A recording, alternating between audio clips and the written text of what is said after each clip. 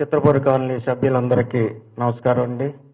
అదేవిధంగా మన మీడియా మిత్రులందరికీ కూడా నమస్కారాలు తెలియజేస్తున్నాను. ఈ మధ్యకాలంలో జరిగిన పరిణామాలన్నీ కూడా అందరికీ తెలిసిందే. ముఖ్యంగా ఈ మీటింగ్ ప్రెస్ మీట్ పెట్టడానికి కారణం ఏంటంటే కొన్ని ఎక్స్ప్లెయిన్ చేద్దామనే ఉద్దేశం, ఇక్కడ ఏం జరుగుతుంది అసలు ఏంటి అనే దాని మీద ఉద్దేశంతో మేము పెట్టాము. మా కమిటీ వచ్చిన తర్వాత అండి ఏ విధమైనటువంటి ప్రాబ్లమ్స్ కానీ ఏ విధమైనటువంటి అవినీతి పనులు కానీ జరగలేదు. ఏ విషయమైనా మీటింగ్లో అన్నీ చర్చించి మేము ఒక నిర్ణయం తీసుకుంటున్నామండి.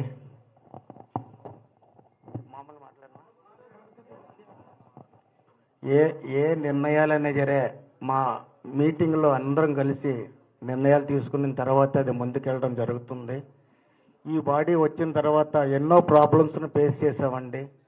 ముందుగా ఎస్బీఐ బ్యాంక్ లోన్ ఉంటే అది ఎన్పి అయిపోతే దాన్ని తీర్చడానికి దాదాపు సంవత్సరం 6 నెలలు 8 నెలల కాలం వృధా అయిపోయింది. ఎన్ని బ్యాంకులు తిరిగినా లోన్ రాలేదు ఈ సొసైటీకి.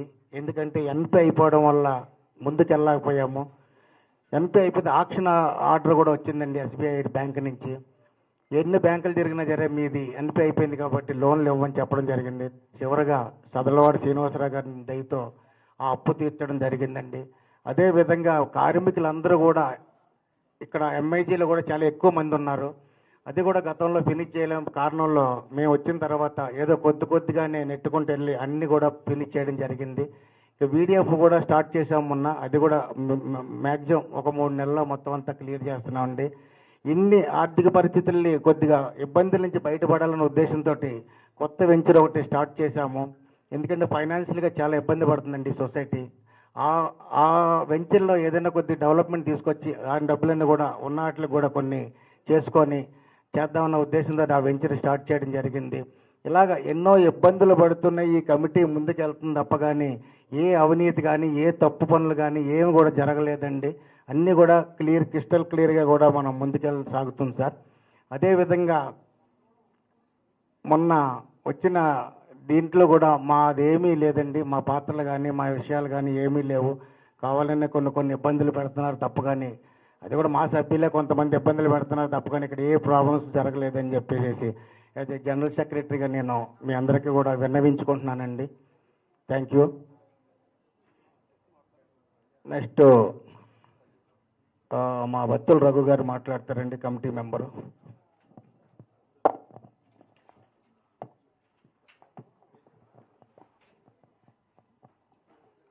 అందరికీ నమస్కారం. ఈరోజు ఈ ప్రెస్ మీట్ ముఖ్య ఉద్దేశం ఏంటంటే ఈ మధ్యలో కొన్ని పరిణామాలు జరిగినాయి. దాని మీదనే మొత్తం వివరణ మాత్రం మా ప్రెసిడెంట్ అనిల్ గారు ఇస్తారు. నేను కొన్ని చెప్పదలుచుకున్నాను. ఇంతకుముందు మా మాజీ సెక్రటరీ ఒక ఆయన ఉన్నాడు. ఆయన మీకు అందరు తెలుసు. ఏదో నిన్నటి నుంచి ఏదో వైరల్ చేస్తున్నాడు, ఏదో గ్రూప్లలో పెట్టి టీఆర్ఎస్ పార్టీ అది ఇచ్చింది ఇది ఇచ్చింది అని చెప్పి. టీఆర్ఎస్ పార్టీ ఈ చిత్రపురికి నయా పైసా సాయం చేయలేదు. ఆయన లబ్ధి పొంది ఉంటాడు ఈ పేరు చెప్పుకొని, కానీ మాకు మాత్రం ఈ సొసైటీకి ఎలాంటి బెనిఫిట్ జరగలేదు. ఒక బెనిఫిట్ జరిగింది. ఎల్ఐ జిల్లా ఈ 3 కిలోమీటర్ల దారి ఉండేది ఒకటి. కేటీఆర్ ఒకసారి వచ్చి ఇంట్రెస్ట్తోని ఆయన ఓఎస్డీని పంపించి ఆ రోడ్డు మాత్రం వేయించిన శ్మశానం నుంచి దారి లేకుండే. అది మాత్రం మాకు చాలా బెనిఫిట్ అయింది. అది ఒక్కటే అయింది టీఆర్ఎస్ పార్టీ నుంచి. మాకు ఇంకా ఎలాంటి బెనిఫిట్ కాలేదు. మాకు రోజు పర్మిషన్లు కూడా వాళ్ళు ఏమి ఇవ్వలేదు. ఈ పాత పర్మిషన్లు అన్నీ కాంగ్రెస్ గవర్నమెంట్లోనే అయినాయి. ఈ ల్యాండ్ కూడా కాంగ్రెస్ గవర్నమెంట్ ఇచ్చింది 94లో కోట్ల విజయభాస్కర్ రెడ్డి గారు ఉన్నప్పుడు. 67 ఎకరాల 16 గుంటలు ఏదైనా చేసిందంటే కాంగ్రెస్ గవర్నమెంటే చేసింది, కానీ మాకు టీఆర్ఎస్ పార్టీ ఏం చేయలేదు. ఆయన నిన్న నుంచి వైరల్ చేస్తుంది కాబట్టి చెప్పాల్సి వస్తుంది. ఏదైనా బెనిఫిట్ అయింటే ఆయనకు అయింటుంది. ఇక ఇంకొకటి ఏంటంటే మా మీద ఒక వ్యతిరేక వర్గం ఒకటి ఉంటుంది. మాతోని గెలిచి వాళ్ళతోని పోయి పనిచేస్తుండే. ఎంతవరకు సబబు అది? నీకు ఇష్టం లేకపోతే రాజీనామా చేయండి సార్. రాజీనామా చేసి పోయి కొట్లాడు వాళ్ళతోని. మీరు మాతోనే ఉండి ఇక్కడనే ఉండి ఈ కమిటీలోనే ఉండి వేరేటోళ్ళతో పోయి ఎంతవరకు సబబు? అది ధర్మమా? ఇప్పుడు అందరి మీద కేసులు పెట్టించిండు. ఆయన మీద ఇరుక్కున్నాడు కదా. ఆయన లేడనుకోండి, సుద్దపూస అనుకున్నాడు. ఇప్పుడు మేము దొంగ అయితే ఆయన కూడా దొంగనే కదా. మేము దొంగలం కాదు కాబట్టి నిజాయితీగా నిబద్ధతగా ఎంఐజీని కంప్లీట్ చేయగలుగుతున్నాము. ఇవాళ అనిల్ గారు లేకపోతే ఆయనను పొగడతలేను నేను. ఇవాళ వల్లభనేని అనిల్ గారు లేకపోతే, మా ప్రెసిడెంట్ గారు లేకపోతే ఈ సొసైటీ కొలాప్ట్ అయిపోయేది. ఎంతో కొంతవరకు దాన్ని లాక్కుంటూ పోతున్నాం. రాళ్ళేస్తారు అంతా మనల్ని ఎందుకు, గొడవలు ఎందుకు, కొట్లాటలు ఎందుకు అని పోతే పోలీస్ స్టేషన్ 36 రోజులు జైల్లో ఉన్నాడు. వాళ్ళ భార్య పిల్లల పాపం కదా. నువ్వేమైనా మంచోడు అవుతావా? నీకు రోజు జరుగుతుంది కదా సేమ్ పనిష్మెంట్. దేవుడు అంటోడు ఉన్నాడు కదా. ఏదైనా కానీ సామరస్యంగా పోవాలి, సామరస్యంగా చేసుకోవాలి. కానీ ఇట్లాంటివి చేసి పోలీస్ స్టేషన్లో పెట్టి అందరి మీద 21 మంది మీద కేసు పెట్టించావు. ఏమొచ్చింది నీకు? నువ్వు కూడా ఇరుక్కున్నావు కదా లాస్ట్కి. ఇంతకు మించి ఇంకేమైనా చేయగలుగుతారా ఈ సొసైటీని? ఈ సొసైటీ ఇంకా 1.5 year టైం ఉంది. ఇదే సొసైటీ పరిపాలన చేస్తుంది. కోమటిరెడ్డి గారి దగ్గరికి పోయి ఆయనకు పోయి ఎక్కిచ్చారు. మంచి మినిస్టర్ ఆయన, సినిమా ఇండస్ట్రీ మినిస్టరు, మన మినిస్టరు. ఆయనకు పోయి లేనిపోని ఆయనకు అన్ని కొత్త అన్ని ఏవో చెప్పేసి వచ్చిండు. ఒక మినిస్టర్ దగ్గరికి పోయి చెప్పొస్తే ఏమొస్తుంది? మేము కూడా పోయి చెప్పేస్తాము. మరి ఇన్ని రోజులు కేటీఆర్ మన సంతోష్రావు వెంబడి తిరిగినావు, శ్రీనివాస యాదవ్ గారు వెంబడి తిరిగినావు. మరి అవన్నీ చెప్పినావా? మేము పోయి చెప్పలేమా? ఇప్పుడు కడుపు ఎంచుకుంటే ఇదైతుంది అంటారు. రోడ్డు మీద తీసుకొచ్చిండు ఇవాళ సొసైటీని. ఇవాళ ఈ బస్సు పట్టడానికి కారణము మా మాజీ సెక్రటరీ అంట. నేనైతే బ్రాడంగా చెప్పగలుగుతాను. ఏదైనా వస్తే మీటింగ్లో మాట్లాడు, నువ్వు ఏదైనా ఉంటే ఖండించు, చేస్తున్న తప్పులని చెప్పి. సారీ, మొత్తం వివరణ మా ప్రెసిడెంట్ గారు ఇస్తారు. Thank you.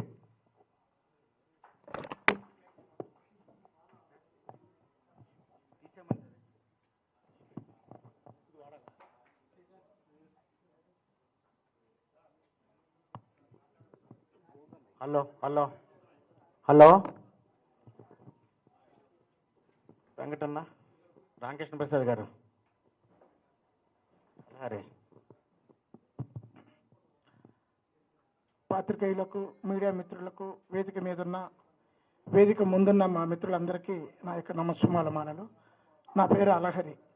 నేను 20 సంవత్సరాల నుంచి కలగన్నాను ఇక్కడ కమిటీ మెంబర్ కావాలని.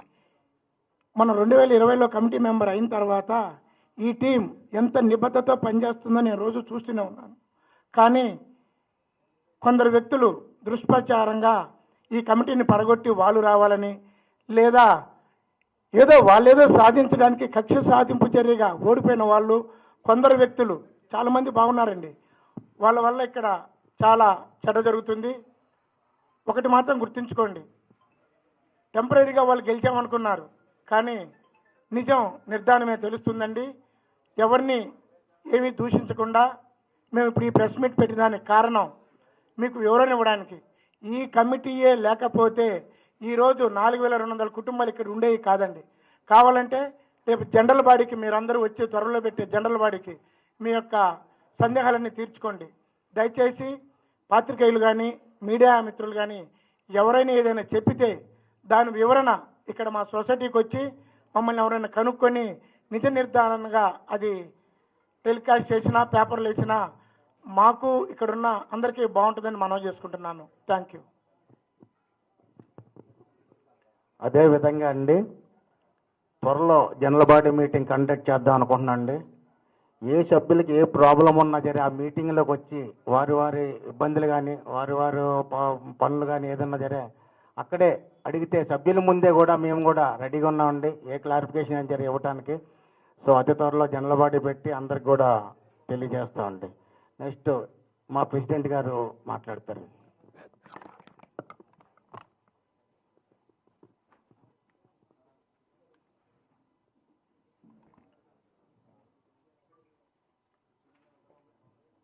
మీడియా మిత్రులందరికీ ధన్యవాదాలు. అలాగే మన చిత్రపురి సభ్యులకి, మిత్రులకు, శ్రేయోభిలాషులకు అందరికీ ప్రత్యేక ధన్యవాదాలు తెలియజేసుకుంటున్నాం. ముఖ్యంగా ఈరోజు ఈ మీడియా సమావేశం ఏర్పాటు చేసిన యొక్క ముఖ్య ఉద్దేశం తెలుగు సినీ workers cooperative housing society limited, doctor M Prabhakar Reddy, Chitrapuri colony, GO number 658. దీని గురించి మీకు చాలా అవగాహన ఉంది. ఈ చిత్రపురి ఏంటి అనేది కూడా మనం చాలాసార్లు ప్రెస్ మీట్ పెట్టుకుని అన్ని విషయాలు కూడా చెప్పుకున్నాం. కానీ ఈ మధ్య జరిగిన పరిణామాలు కూడా చాలా తీవ్ర స్థాయికి వెళ్ళడం కూడా మీరు గమనించారు. కానీ నాకు నా లిమిట్స్లో నేను ఇక కొందరు సభ్యులు అంటే మన సొసైటీ సభ్యులే కాబట్టి నాకు కొంత గౌరవ న్యాయస్థానం కొన్ని నియమ నిబంధనలు పెట్టింది కాబట్టి నేను దానికి లోబడే మాట్లాడతాను. దయచేసి మీరు తప్పుగా భావించవద్దు. కానీ నేను ఈరోజు ఈ సమావేశం మా కమిటీ ఏర్పాటు చేసిన యొక్క ముఖ్య ఉద్దేశం, యాక్చువల్లీ నేను జైలు నుంచి రావడం జరిగింది. నేను వచ్చినా రాకపోయినా వాళ్ళు ఈరోజు మీటింగ్ పెట్టుకుందామని మొన్న కమిటీ మీటింగ్ కూడా వాళ్ళు ఏర్పాటు చేసుకోవడం జరిగింది. సరే నేను వచ్చాను కాబట్టి నేనే పార్టిసిపేషన్ చేసి అన్ని విషయాలు కూడా తెలియజేస్తాను అని కూడా చెప్పడం జరిగింది. ఒక్కటే సభ్యులందరికీ తెలియజేసేది, మన చిత్రపూర్ కాలనీ ఎప్పుడు ఏర్పడ్డదో మీకు తెలుసు. 1994లో ఆ రోజు డాక్టర్ ఎం ప్రభాకర్ రెడ్డి గారి యొక్క ఆశీస్సులతో ఆ రోజు మంత్రివర్యులు శ్రీ కోట్ల విజయభాస్కర్ రెడ్డి గారు మనకి 67 ఎకరాల 16 గుంటలు ఈ ప్రాంతాన్ని మనం మీకు అలాట్ చేస్తున్నాను, మీరు డబ్బు పెట్టి కొనుక్కోండి అంటే ఆ రోజు ఈ చిత్రపూర్ కాలనీ మనం డబ్బు పెట్టి గవర్నమెంట్ దగ్గర కొనుక్కున్న ల్యాండ్ ఇది. దాన్ని మన దగ్గర డబ్బులు లేక 2002 వరకు కూడా అంచెలంచెలుగా కొనుక్కుంటా వచ్చాం. అంతిమంగా అది 2005లో మన డాక్యుమెంట్ రిజిస్ట్రేషన్ అయింది. మన తెలుగు సినీ వర్కర్స్ పేరు మీద డైరెక్ట్ రిజిస్ట్రేషన్ అయిపోయింది, మన సింగిల్ సేల్ డీడ్. ఆ తర్వాత పరిణామాలు తెలుసు మీకు. 2009లో కొనిజేటి రోషయ్య గారి చేతుల మీదుగా ఇక్కడ భూమి పూజ చేసుకోవటం. ఆ రోజు నుంచి యాక్చువల్లీ ఒరిజినల్గా 2009లో ప్రాజెక్ట్ భూమి పూజ జరిగితే మన హెచ్ఎండిఏ పర్మిషన్ ఇచ్చింది 2012 కల్లా ప్రాజెక్ట్ కంప్లీట్ చేయాలి, దాంట్లో 4213 ఫ్లాట్స్ కట్టాలి అనేది మన జీవో, మన హెచ్ఎండిఏ పర్మిషన్ కూడా. ఆ రోజు సభ్యులకి ఆ రోజున్న కమిటీలో మేము లేము. ఆ రోజు తీసుకున్న కమిటీ నిర్ణయం ప్రకారం సభ్యులందరికీ కూడా 25% కడితే ఫ్లాట్ అలాట్మెంట్ చేయాలి అని ఒక మన జీవో ఉంది. దాంట్లో 5 కమిటీ సభ్యులు కూడా ఉన్నారు. 2 మన సినిమా వాళ్ళు, 3 ఐఏఎస్ ఆఫీసర్స్ అంటే cooperative commissioner, information commissioner, Rangareddy collector, 2 cinema వాళ్ళు ఫైనల్ చేసింది అలాట్మెంట్స్. అలా 2009లో జరిగిన అలాట్మెంట్స్ 2015 దాకా 6 అలాట్మెంట్ల రూపంలో జరగడం జరిగింది. 2015 లోపు 4213 ఫ్లాట్స్ కానీ రో హౌసెస్ కానీ అన్నీ కూడా కలిపి అలాట్మెంట్స్ అన్నీ కూడా అయిపోయినాయి. ఆ రోజు మా అలాట్మెంట్స్ అయిపోయాయి. ఫర్దర్గా ఏదైనా ఉంటే మీరే మేనేజ్మెంట్ కమిటీలో మీటింగ్లో పెట్టుకొని జల్లబడిలో పెట్టుకొని ఫర్దర్గా చేసుకోండి అన్న తర్వాత గత పాలక వర్గం 2016లో 7th అలాట్మెంట్ చేసింది, రిజిస్ట్రేషన్లు కూడా చేసింది. ఇక ఆ తర్వాత మీకు తెలుసు 2016లో ఐవీఆర్సీఎల్ కంపెనీ ఈ ప్రాజెక్ట్ అంతా కూడా టేక్ ఓవర్ చేసేది. స్టార్టింగ్ నుంచి ఐవీఆర్సీఎల్ కంపెనీ ఐపీ పెట్టడంతో సొసైటీకి కష్టాలు మొదలైనవి. అక్కడ ఐవీఆర్సీఎల్ కంపెనీ నుంచి మనకి సుమారు 90 కోట్ల రూపాయలు రావాలని చెప్పేసి మనం ఎన్సీఆర్టీకి కూడా వెళ్ళడం జరిగింది. ఆ తర్వాత యువర్స్ కన్స్ట్రక్షన్ అనే కంపెనీ ద్వారా వర్క్ చేస్తే వారు కూడా అడ్వాన్స్ రూపంలో తీసుకొని వారు కూడా సొసైటీకి పెట్టిన విషయం మీ అందరికీ తెలుసు. దాని మీద అప్పుడు మేము 2018లో పెట్టిన కంప్లైంట్స్ ఆధారంగా, కొందరు సభ్యులు పెట్టిన కంప్లైంట్స్ ఆధారంగా 2019లో ఈ సొసైటీకి ఒక సిబిఐ ఎంక్వైరీ ఎలాగో అలాగా కోఆపరేటివ్ యాక్ట్లో 51 ఎంక్వైరీ ఉంటుంది. అది కూడా అందరి మీద ఎంక్వైరీ జరిగింది. దాంట్లో క్లియర్గా 111 కోట్లు అడ్వాన్స్లు ఇచ్చారు. అదంతా కూడా వాటి మీద చర్యలు తీసుకోండి అని చెప్పేసి వాళ్ళు తీర్పు ఇవ్వటం. ఆ తీర్పు మీద మేము ఓన్లీ అడ్వాన్స్ రూపం వెళ్ళింది తప్ప అది మిస్యూజ్ జరగలేదు అని క్లియర్గా వాళ్ళు రిపోర్ట్ కూడా ఇవ్వడం జరిగింది. Only misappropriation, only advance of funds ఇచ్చారు తప్ప వీళ్ళు కమిటీ మిస్యూజ్ చేయలేదు, కానీ దాని మీద యాక్షన్ తీసుకోండి అన్నారు. దాని మీద మేము న్యాయస్థానాన్ని సంప్రదించాం. దాని మీద ఐవీఆర్సీఎల్ 46 కోట్లు ఇవ్వాలని చెప్పేసి ఆల్రెడీ ఆర్డర్ కూడా వచ్చింది. 46 కోట్లు ఇవ్వడానికి వాళ్ళు ఒప్పుకోవడం కూడా జరిగింది. అలాగే యువర్స్ కన్స్ట్రక్షన్ ఇవ్వాల్సిన 34 కోట్ల రూపాయలకు కూడా మేము ఆర్బిట్రేషన్ ఇప్పుడు ఎవరైతే మన నరసింహారెడ్డి గారు జడ్జి గారు ఉన్నారో వారి దగ్గర జరుగుతుంది. అది కూడా ఫైనల్ అయిపోయింది. ఫైనల్ ఆర్డర్ ఎనీ టైం ఎప్పుడైనా సరే రావచ్చు ఈ నెలలో. ఈ కమిటీ మేము 2020 డిసెంబర్ 10వ తేదీ ఇక్కడ జరిగింది, ఎలక్షన్ జరిగాయి. అప్పుడు ఇక్కడున్న కమిటీ అందరికీ కూడా మేము అనిల్ కుమార్ వల్లభనేని, వినోద్ వాళ్ళ గారి ప్యానల్లో మేము అందరం కూడా గెలవడం జరిగింది. ఆ రోజుకే చిత్రపురి కాలనీలో 4810 మెంబర్స్తో అందరూ ఆమోదంతో పోటీ చేసిన వాళ్ళు కానీ అందరికీ ఎవరైనా సరే మొత్తం అందరూ ఆమోదంతో 4810 మంది సభ్యులతో మాకు ఆ రోజు అప్పచెప్పారు. ఆ రోజుకే అలాట్మెంట్స్ అయిపోయాయి. ఆ రోజుకే యాక్చువల్లీ జీవో ప్రకారం 4213 ఫ్లాట్స్ అయితే 10% మాత్రమే ఎక్కువ ఉండాలి సభ్యులు. 4630 మంది ఉండవలసిన సభ్యుల దగ్గర 4800 ఉన్నారు అనేది ఆ రోజు నుంచి వస్తుంది. వెయిటింగ్లో ఉన్న సభ్యులను తీసివేయండి అని. ఆ రోజుకే సొసైటీ పూర్తి స్థాయి అప్పుల్లోకి వెళ్ళిపోయింది. కన్స్ట్రక్షన్ ఆగిపోయి ఇక్కడ ఎంఐజీ సభ్యులు కానీ, డూప్లెక్స్ సభ్యులు కానీ, రోవో సభ్యులు కానీ, ఇటు ఎల్ఐజీ హెచ్ఐజీ వాళ్ళు సరైన నివాసాలు లేక సరైన వసతులు లేవని ఇక్కడ ర్యాలీలు చేసి ఉద్యమాలు చేసిన రోజులు కూడా మీ అందరికీ కూడా తెలుసు. అటువంటి క్లిష్ట పరిస్థితుల్లో ఆ ఎలక్షన్స్లో మేమైతే చేయగలమని నమ్మి మాకు ఆ రోజు అప్పచెప్పారు. మాకు అప్పచెప్పిన రోజుకి 2020 డిసెంబర్ 10వ తేదీ అప్పచెప్పిన రోజుకి ఎస్బీఐ బ్యాంక్ ఆక్షన్లకు కూడా వెళ్ళిపోయింది. ఆల్రెడీ మొదటి నోటీస్ కూడా అయిపోయింది. అంటే మనం సుమారు 150 కోట్లు ఎస్బీఐ దగ్గర లోన్ తీసుకుంటే దాని ఇంట్రెస్ట్ రూపంలో 70 కోట్లు, మొత్తం కలిపి 220 కోట్లు కట్టలేక ఎస్బీఐ ఆక్షన్ కూడా వేసింది సొసైటీని. మన బ్యాంకులో పడ్డ డబ్బులు పడ్డట్టు వాళ్ళు తీసుకోవడంతో అప్పుడున్న కమిటీ, మేము గతంలో కమిటీ సభ్యులుగా ఉన్నాము, అప్పుడు ఈ వర్క్ చేయలేక, ఎంఐజీ వర్క్ కంప్లీట్ చేయలేక, డూప్లెక్స్ చేయలేక, రోవర్స్ చేయలేక ఎన్నో మాటలు పడ్డ మాట వాస్తవం.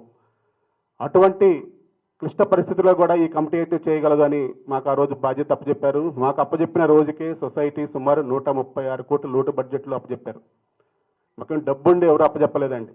అయినా సరే మేము ధైర్యంగా ఈ సొసైటీ నిలబెట్టాలనే ఉద్దేశంతో ఆ రోజుకి ఇక్కడ ఎన్విరాన్మెంటల్ పర్మిషన్ కూడా లేదు, ₹1 డబ్బు కూడా లేదు సొసైటీ అకౌంట్లో. సరే గెలిచాము. ఆ తర్వాత జనవరి నెల, మీకు డిసెంబర్ 10 అంటే మీకు తెలుసు, మీ 16వ తేదీ ప్రమాణ స్వీకారం చేశాం. తర్వాత ఆ 1 మంత్ ఎటువంటి కార్యకలాపాలు లేవు. ఫిబ్రవరిలో బ్యాంకు వారి దగ్గరికి పలు విధాలుగా ఫిబ్రవరి నుంచి సుమారు 2021 సెప్టెంబర్ వరకు అడగని ప్రభుత్వ నాయకులు లేరు, మాకు హెల్ప్ చేయండి లేకపోతే ఆక్షన్కి వెళ్ళిపోతుంది. సింగిల్ డాక్యుమెంట్, అది 3000 కోట్ల రూపాయలు సింగిల్ డాక్యుమెంట్, 67 ఎకరాలు, ఇబ్బంది పడుతుంది. ఇక్కడన్నా అప్పుడున్న ప్రభుత్వాన్ని అడిగాము, మన సినీ ఇండస్ట్రీ పెద్దలను అడిగాము, ప్రతి ఒక్కరిని జల్లబడి పెట్టుకొని ఎవరైనా ఉంటే ఒక మనిషికి ₹1,00,000 వేసుకొని మనం చేసుకుందామంటే ఎవ్వరు ముందుకు రాలా. ఏదైనా చేయండి అన్నారు తప్ప ప్రతి ఫైనాన్స్ సంస్థలకి లోన్ ఇస్తానంటే ఒక్కొక్క సంస్థ దగ్గరికి ఒక నెల రోజులు డే అండ్ నైట్గా తిరిగాం, కానీ ఏ సంస్థ అయినా సరే ఇస్తామంటున్నారు. లాస్ట్ మినిట్లో ఈ సొసైటీ కాబట్టి మేము ఇవ్వలేమని చెప్పేసి చాలా పరిస్థితుల్లో చెప్పారు. ఆ రోజు చదలవాడి గారి దగ్గర ఇవన్నీ కూడా తీసుకుందామంటే మన బైలా ప్రకారం ఫైనాన్స్ ఇన్స్టిట్యూషన్ దగ్గర మద్దతు తీసుకోవాలి తప్ప ఇండివిజువల్ పర్సన్ దగ్గర తీసుకోకూడదని మన బైలా ఉంది, యాక్ట్ ఉంది.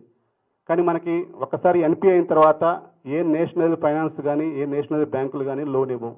మరి ఇటువంటి పరిస్థితుల్లో చేయాల్సింది ఏంటంటే మన కోఆపరేటివ్ అధికారులు మీరు జల్లబాడీ పెట్టుకొని జల్లబాడీ తీర్మానం ప్రకారం సభ్యులు కనుక తీసుకోమంటే మీరు తీసుకోండి, తర్వాత బైలా అమెండ్మెంట్ పెట్టుకోండి అన్నారు. అప్పుడు జల్లబాడీ పెట్టుకొని క్లియర్గా సభ్యులందరి యొక్క ఆమోదం, మీరు ఫైనాన్స్ తీసుకోమంటారా లేదా, ఫైనాన్స్ తీసుకోకపోతే ఆక్షన్లోకి వెళ్ళిపోతుంది, లేకపోతే మేము ఏం చేయలేము ఉన్న విషయం ఫ్రాంక్గా జల్లబాడీ పెట్టి క్లారిటీగా చెప్పాం. ఆ రోజు కూడా సభ్యులు, అప్పటికే సభ్యుల దగ్గర నుంచి సుమారు మనకి 40 కోట్ల రూపాయలు రావాలి, వాళ్ళు కట్టినా మన బ్యాంక్ ఆక్షన్ అప్పు తీసుకోవచ్చు. కానీ సభ్యులు ఎవరు కూడా డబ్బు కట్టలేదు. సభ్యులు ఒకటే, అంటే నేను వివరంగా ఎందుకంటే చెప్పేది, సభ్యులు క్లారిటీగా 2009లో జిహెచ్ఎంసీ పర్మిషన్ ఇచ్చినప్పుడు 3 సంవత్సరాలు డబ్బు కట్టుంటే ప్రాజెక్ట్ అయిపోయేది. తప్పు మన దగ్గర ఉంది. సినిమా వాళ్ళకి లోన్ రాదు అంటే సొసైటీ కూడా గ్యారంటీ ఉండి ఎస్బీఐ బ్యాంక్లో లోన్లు కూడా ఇప్పించి కంప్లీట్ చేసింది. మళ్ళా తర్వాత 2012 నుంచి మళ్ళీ 2015 దాకా మళ్ళీ హెచ్ఎండి పర్మిషన్ రెన్యువల్ చేసుకున్నాం. మళ్ళీ 2015 నుంచి 18 దాకా చేసాం, 18 నుంచి 21 దాకా చేసాం, 21 నుంచి మళ్ళీ మేము రేపు 24కి అయిపోతుంది పర్మిషన్ కూడా.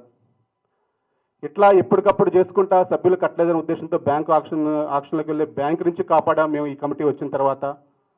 అప్పటి వరకు అసలు ఎంఐజీ కంప్లీట్ అయిద్దా కాదా 1176 మధ్యతరగతి కుటుంబాలు ప్రతిసారి వాళ్ళు ఉద్యమాలు చేయటం, మీరు చేస్తారా చేయరా, ఇదే ఆఫీసులో వంట వార్పు కూడా పెట్టారు. లేదు మేము చేస్తాం, మేము చేయగలమని చెప్పేసి అక్కడ చల్లవాడి గారి దగ్గర అప్పు తీర్చడమే కాకుండా మనం ఎన్విరాన్మెంటల్ పర్మిషన్ తీసుకొని వచ్చాం, వెంటనే 4 కోట్ల రూపాయలు కట్టి. ఆ పర్మిషన్ తీసుకొచ్చాక అప్పుడు సొసైటీ మన కూడా స్టార్ట్ అయింది. డూప్లెక్స్ పర్మిషన్ రావటం, అప్పుడు డూప్లెక్స్ రిజిస్ట్రేషన్ స్టార్ట్ చేసుకోవటం, ఎంఐజీ రిజిస్ట్రేషన్ స్టార్ట్ చేసుకోవటం, అట్లా రోస్ రిజిస్ట్రేషన్ స్టార్ట్ చేసుకోవడానికి ఒక వాళ్ళతో సమావేశాలు ఏర్పాటు చేసుకొని మీరు ఇంత డబ్బు కట్టండి అని వారితో మాట్లాడుకొని, అప్పుడు కూడా వాళ్ళ దగ్గర నుంచి డబ్బు లేదండి, ఇంకా డూప్లెక్స్ మీద 10 లక్షల రూపాయలు రేటు పెంచుకొని వారిని ఒప్పించి ఇట్లా ఎందుకు మేము పెంచుతున్నామని కూడా చెప్పడం. తర్వాత ఎంఐజీ వాళ్ళకి పెంచుదామంటే వాళ్ళు అప్పటికే మాకు 3 లక్షలు పెంచారు 2016లోనే, మేము ఒప్పుకోమని వాళ్ళు ఉద్యమాలు చేయటం. ఇట్లా రోస్ మీద ఒక 4 లక్షలు పెంచుకుంటే అప్పటికి కూడా ఇంకా లోటు బడ్జెట్లో ఉంటుంది, అసలు కన్స్ట్రక్షన్ కంప్లీట్ కాదు అంటే ముందు ఇది చాలు, ఏదైనా ఉంటే తర్వాత మనకి ఫ్యూచర్ ఎక్స్పాన్షన్ ల్యాండ్ ఉంది, దాని మీద ఏమైనా లోడ్ చేసుకోండి, కానీ మా మీద లోడ్ చేయొద్దు, మా మీద భారం వేయొద్దు, కానీ మీరైతే ప్రాజెక్ట్ కంప్లీట్ చేయండి. ఇక వాళ్ళ వర్షన్ ఇదే, సభ్యుల వర్షన్. అయినా సరే సభ్యుల మీద భారం వేయకుండా ఎంఐజీ ఏ మాట అయితే ఇచ్చామో ఆ మాట, ఇక్కడ ఎంఐజీ సభ్యులు కూడా ఉండుంటారు, కావాలంటే మీరు ఫిజికల్గా ఎంఐజీ ఎప్పుడైంది ఏంటి అని కూడా మీరు కూడా ఎంక్వైరీ చేసుకోవచ్చు. ఇది ఓన్లీ చెప్పుడు మాటలు కాదు, చెప్పడాల్సిన పని ఎవరికీ లేదు ఇక్కడ. కాబట్టి అటువంటి 1176 కుటుంబాలు ఇప్పుడు మీ పక్కనే ఉన్నాయి. అక్కడ 1176 కుటుంబాలు నివాసం ఉండే యొక్క మౌలిక వసతులు కానీ అన్ని ఏర్పాటు చేశాం. చిన్న చిన్న ఇంకా ఒక 5% మినహా మొత్తం కూడా అన్ని పనులు కంప్లీట్ చేసి హ్యాండ్ ఓవర్ చేసి అందరూ నివాసం ఉంటున్నారు. అలాగే డూప్లెక్స్ 180 ఫ్లాట్లు కూడా నివాసం ఉంటున్నారు. రో హౌస్ మీరు చూస్తున్నారు.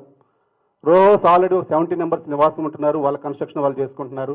ఇంకా కాంట్రాక్టర్కి మేము డబ్బులు కూడా ఇవ్వలేక వాళ్ళ కాంట్రాక్టర్ కూడా వెళ్ళిపోవడమే కాకుండా కొందరు రో హౌస్ సభ్యులు వాళ్ళకు వాళ్ళు ఎప్పుడో రో హౌస్ పర్మిషన్ నేను తేలేదు, రో హౌస్ జీవో ప్రకారమే మేము హెచ్ఎండిఏ పర్మిషన్ ఇస్తుంది కాబట్టి అప్పుడు కమిటీ కట్టారు. 1530 ఎస్ఎఫ్టీకి అప్పుడు కట్టడం జరిగింది. తర్వాత అప్పుడున్న కమిటీ 2014లోనే 2250 ఎస్ఎఫ్టీకి వాళ్ళు చేశారు. ఆ పర్మిషన్ రాలేదు, దానికోసం ఇంకా ప్రయత్నం చేస్తున్నాం, ఆ పర్మిషన్ అయితే రాలేదు. అయినా సరే వాళ్ళతో డబ్బులు వసూలు చేసి వాళ్ళకి ప్రాజెక్టు మిగతా మౌలిక వస్తువులు కల్పించాలని చెప్పి చాలా ప్రయత్నం చేశాం. అది న్యాయస్థానంలో ఉండటం వల్ల పనులన్నీ ఆపేయమని కోర్టు ఆర్డర్ రావడంతో ఆ పనులు ఆపడం జరిగింది రో హౌస్. కానీ ఇప్పుడు టోటల్గా సొసైటీ అంతా కూడా పనులన్నీ కంప్లీట్ చేశాం.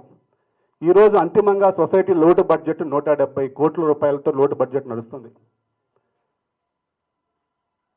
సొసైటీలో మేము 2020 మేము వచ్చిన తర్వాత ఈ రోజు కూడా ఒక్క రూపాయి మిస్యూజ్ అయితే చేయలేదు.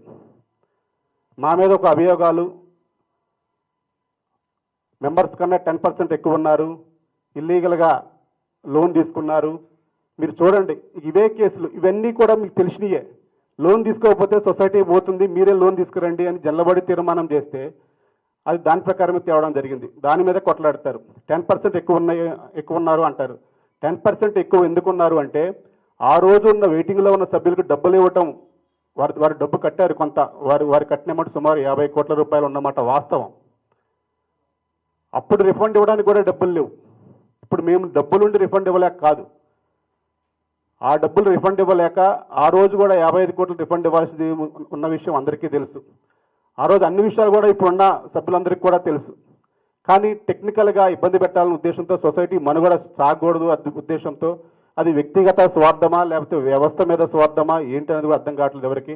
చాలాసార్లు మాట్లాడాము, పెద్దల సమక్షంలో మాట్లాడాము, గవర్నమెంట్ ఆఫీసర్ల సమక్షంలో మాట్లాడాము, మరి ఏమిటనేది కూడా అర్థం కావట్లేదు.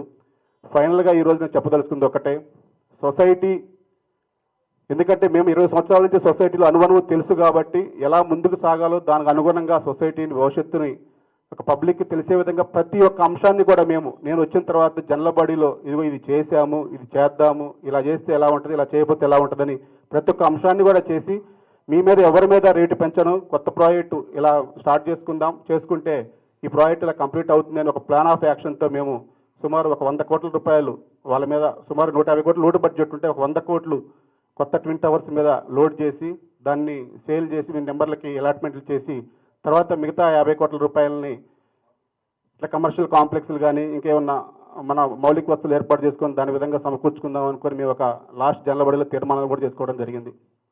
వాటి అన్నిటికీ సభ్యులందరికీ ఆమోదంతోనే మేము ఏ పనైనా చేశాం.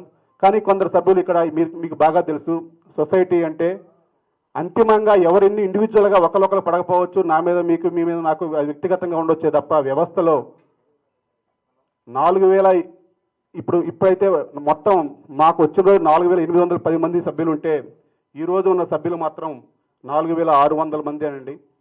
అందరికీ కూడా రిఫండ్ ఇవ్వడం జరిగింది.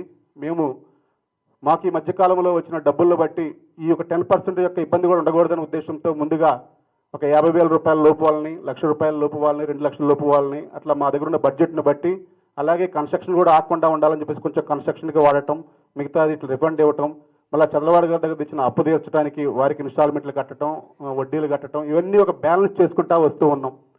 కానీ వీరు చేసే పనుల వల్ల వ్యవస్థ అంతా ఆగిపోతుంది. దీంట్లో ముఖ్యంగా ఈ మధ్యకాలంలో నేను ఎవరి పేర్లు ఉచ్చరించకూడదు, ఎవరిని చేయకూడదు కాబట్టి నేను ఎవరిని మాట్లాడలేదండి.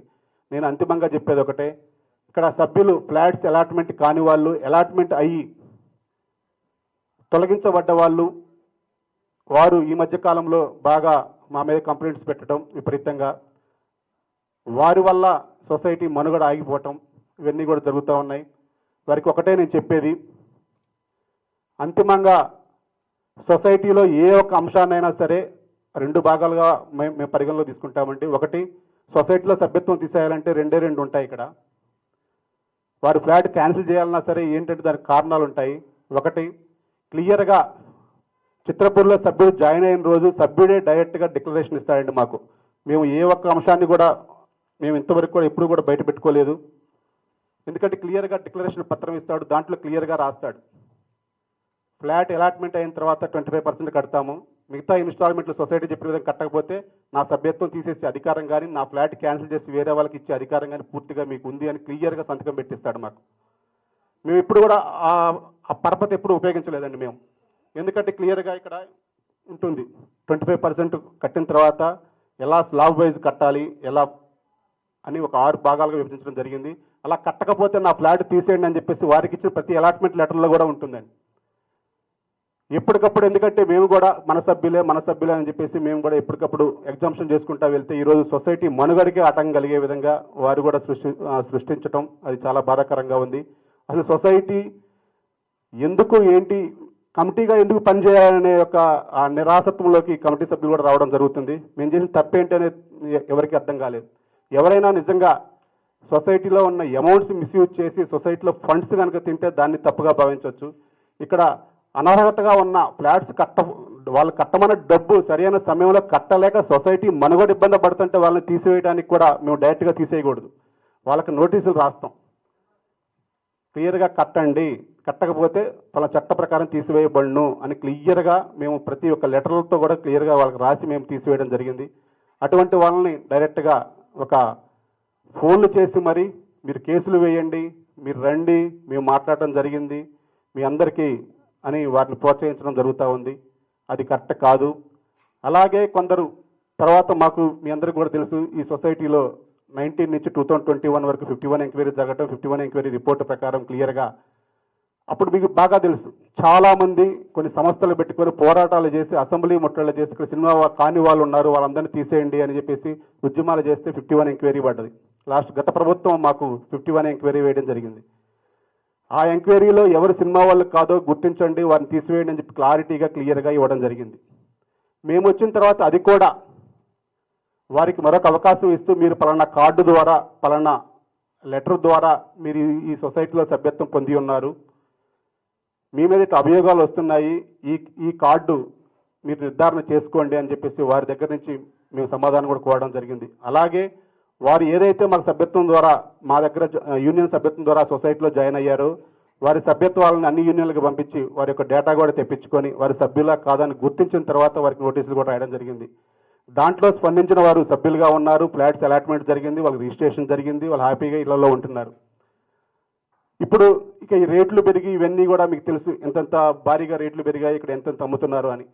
ఇక ఈ రేట్లన్నీ జరిగిన తర్వాత ఒక్కొక్కళ్ళు ఎవరికి వాళ్ళే మేము 2005లో కట్టాము, మాకు ఇప్పుడు ఫ్లాట్ ఇవ్వాల్సిందే అని. యాక్చువల్లీ ఇప్పుడు గవర్నమెంట్ కూడా అనేది ఏంటంటే మీరు తీసివేసే అధికారం ఉంది కానీ ఆ మనీ రిఫండ్ ఇవ్వచ్చు కదా అంటారు. అసలు మనీయే ఉంటే ఈ ప్రాబ్లమ్సే ఉండవు కదా అని మేము ఎప్పటికప్పుడు అధికారులు చెప్పుకుంటూ వస్తున్నాం. ఒక 6 నెలల్లో మేము ఫండ్స్ జనరేట్ చేసుకొని కొందరు తీసేస్తామని. కానీ ఇంకొక క్లిష్ట పరిస్థితిలోకి వెళ్ళిపోయేసరికి ఇప్పుడు దాన్ని ఒక ఆయుధంగా చేసుకొని మా మీద విపరీతంగా ప్రెజర్ పెడుతున్నారు. అలాగే కాకుండా ఇప్పుడు కొత్తగా ఎవరైతే వెయిటింగ్లో ఉన్నారో డబ్బులు కట్టలేక ఉన్నారో వాళ్ళని తీసివేయబడ్డామో వాళ్ళందరికీ ఫోన్లు చేసి మీరు పోయి కేసు పెట్టండి మీకు ఫ్లాట్ వస్తుంది అంటున్నారు. కేసులు పెడితే ఫ్లాట్స్ రావండి. దయచేసి నేను చెప్పదలసిన ముఖ్య ఉద్దేశం అదే. కేసులు పెడితే అసలు మీరు అడిగే హక్కు కూడా కోల్పోతారు. ఇక్కడ కేసు అయిన దాకా మీరు ఇవ్వలేరు. ఒకళ్ళు ఇచ్చినా మా చేతిలో ఏముండదు. అది మళ్ళీ కోఆపరేటివ్ డిపార్ట్మెంట్ దగ్గర మీరు ఎవరు ఏమిటి ఎప్పుడు డబ్బు కట్టారా లేదా అసలు మీరు నిజంగా సినిమా వాళ్ళ కాదా పూర్తి ఎంక్వైరీ ఎదుర్కొన్న తర్వాతనే మీకు ఫ్లాట్ వస్తుంది తప్ప నా మీద సొసైటీ కమిటీ మీద వ్యక్తిగతంగా ఏదో కేసులు పెడితే ఫ్లాట్ రాదండి. అలా కేసులు పెట్టి నేను ఇంక 100 రోజులు ఉంటే 100 మందికి న్యాయం జరిగిద్దంటే నేను ఏ యొక్క గౌరవ న్యాయస్థానం తీర్పుకి నేను కట్టుబడి ఉంటాను, నేను సిద్ధంగానే ఉన్నా. అలా ఇచ్చేది ఉంటే మేమే ఇస్తాం మా దగ్గర ఫ్లాట్స్ ఉంటే.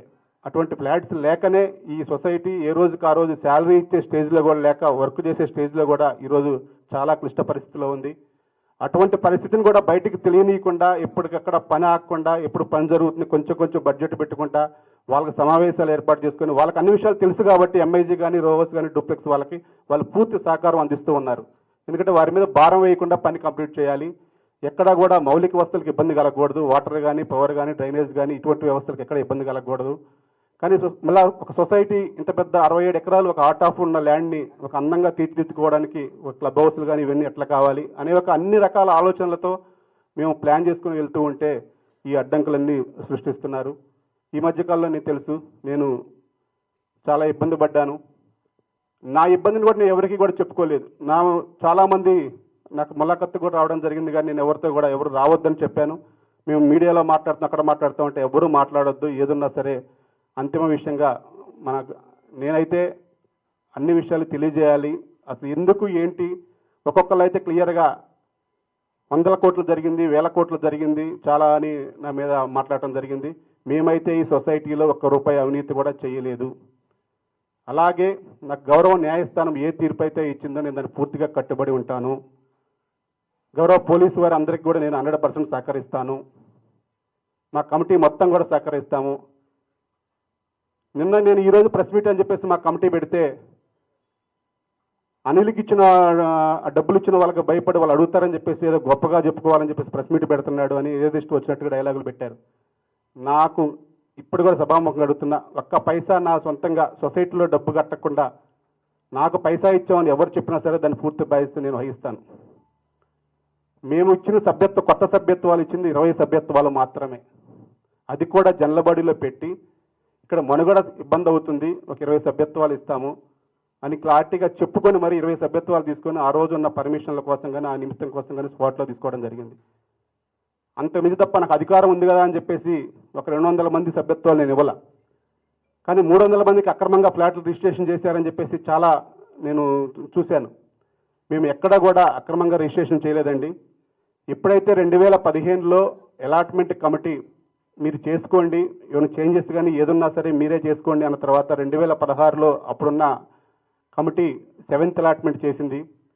7th అలాట్మెంట్ చేసిన తర్వాత మేము వచ్చిన తర్వాత 8th అలాట్మెంట్ రూపంలో చేయడానికి మేము అధికారులను సంప్రదిస్తే మా పరిధి అయిపోయింది అని చెప్పేసి మీరు మీ జల్లబడిలో పెట్టుకొని నిర్ణయం తీసుకోండి అన్న తర్వాత జల్లబడి పెట్టి అప్పటి నుంచి ఉన్న ఫ్లాట్లు అంటే తీసేసి అలాట్ చేసిన ఫ్లాట్లు గత కమిటీలో కానీ అవన్నీ అలాట్మెంట్ చేసిన ఫ్లాట్లు ఇప్పుడు మేము చేయటం వల్ల అవన్నీ కూడా మేమే చేసామని అంటున్నారు. మేము ఫైనల్గా అంతిమంగా కూడా సినిమా కాని వాళ్ళని తీసేసాము, సినిమా వాళ్ళకే ఇచ్చాం. నిన్నటిదాకా పోరాటం చేసింది కూడా సినిమా వాళ్ళు కాని వాళ్ళని తీసేయండి, సినిమా వాళ్ళకి ఏమన్నా చెప్పిన వ్యక్తులు మళ్ళా తీసివేయబడ్డ సభ్యులు సినిమా వాళ్ళు కాకపోయినా వాళ్ళని ఎంకరేజ్ చేస్తూ సొసైటీని ఇబ్బంది పెడుతూ ఉన్నారు. ఫైనల్గానే ఒకటే చెప్పేది, ఏదున్నా సరే ఇది ఒక కుటుంబం. నేను ఎవరి మీద విమర్శ కాదు, ఇప్పుడు నాకు విమర్శ చేసే ఓపిక కూడా లేదు, నాకు కూడా నశించిపోయింది. ఎందుకంటే ఎవరైనా సరే ఒకళ్ళు బాధపడ్డా అంతిమంగా సొసైటీ ముందుకెళ్లాలనే ఉద్దేశంతోనే అంత భారమంతా కూడా నేను 15 సంవత్సరాల నుంచి ఎవరు కమిటీ ఉన్నా సరే ఎవరి దగ్గర మాట్లాడాలన్నా ఏదన్నా ఉన్నా కష్టంలో ఉన్నా సొసైటీకి ఎప్పటికప్పుడు అండగానే ఉన్నా నేను. అదేవిధంగా ఎవరన్నా వచ్చినా ఇప్పుడు ప్రెసిడెంట్, నేను 3 years అయింది ప్రెసిడెంట్ అయ్యి. అంతకుముందు ప్రెసిడెంట్ కానప్పుడు కూడా సొసైటీలో ఉన్నప్పుడు కూడా కమిటీ నెంబర్గా ఉన్నా సరే పూర్తి బాధ్యతతో అన్ని ఎవరిని నెంబర్ వచ్చినా ఎవరిని కష్టంగా మాట్లాడినా వాళ్ళని పిలిచి మీకు పని అయ్యిద్ది, మీకు ఇలా చేస్తాం అలా చేస్తాం అని చెప్పేసి నేను అంతకు నేను పూసుకోవటం వల్ల ఈరోజు ఎక్కువగా నా పేరు వినపడుతూ ఉంది. కానీ నేను ఎవరిని కూడా నేను ఒక్కడే పడ్డాను, కానీ నేను ఎవరి మీద కూడా ఒక నింద కూడా వేయలేదు. నాకు నింద వేయాల్సిన అవసరం లేదు. ఎందుకంటే ఎప్పటికైనా సరే న్యాయం గెలిచిద్దని నేను న్యాయంగానే న్యాయబద్ధంగానే గౌరవ న్యాయస్థానం ఇచ్చే తీర్పు నాకు ఫేవర్గానే వస్తానని నేను భావిస్తున్నా. నేను దాంట్లో ఎటువంటి మొహమాటం కూడా పడట్లేదు. కానీ ఎవరిని అన్నా సరే నాకేదో బాధ కలిగింది కదా అని చెప్పేసి నేను కూడా కొన్ని రోజులు లీవ్లో వెళ్తున్నా అని చెప్పేసి సొసైటీ లీవ్ లెటర్ ఇచ్చి ఒక 6 నెలలు వెళ్ళొచ్చు. కానీ సొసైటీ మనుగడ ఆగిపోతుంది టోటల్గా ఇక్కడ.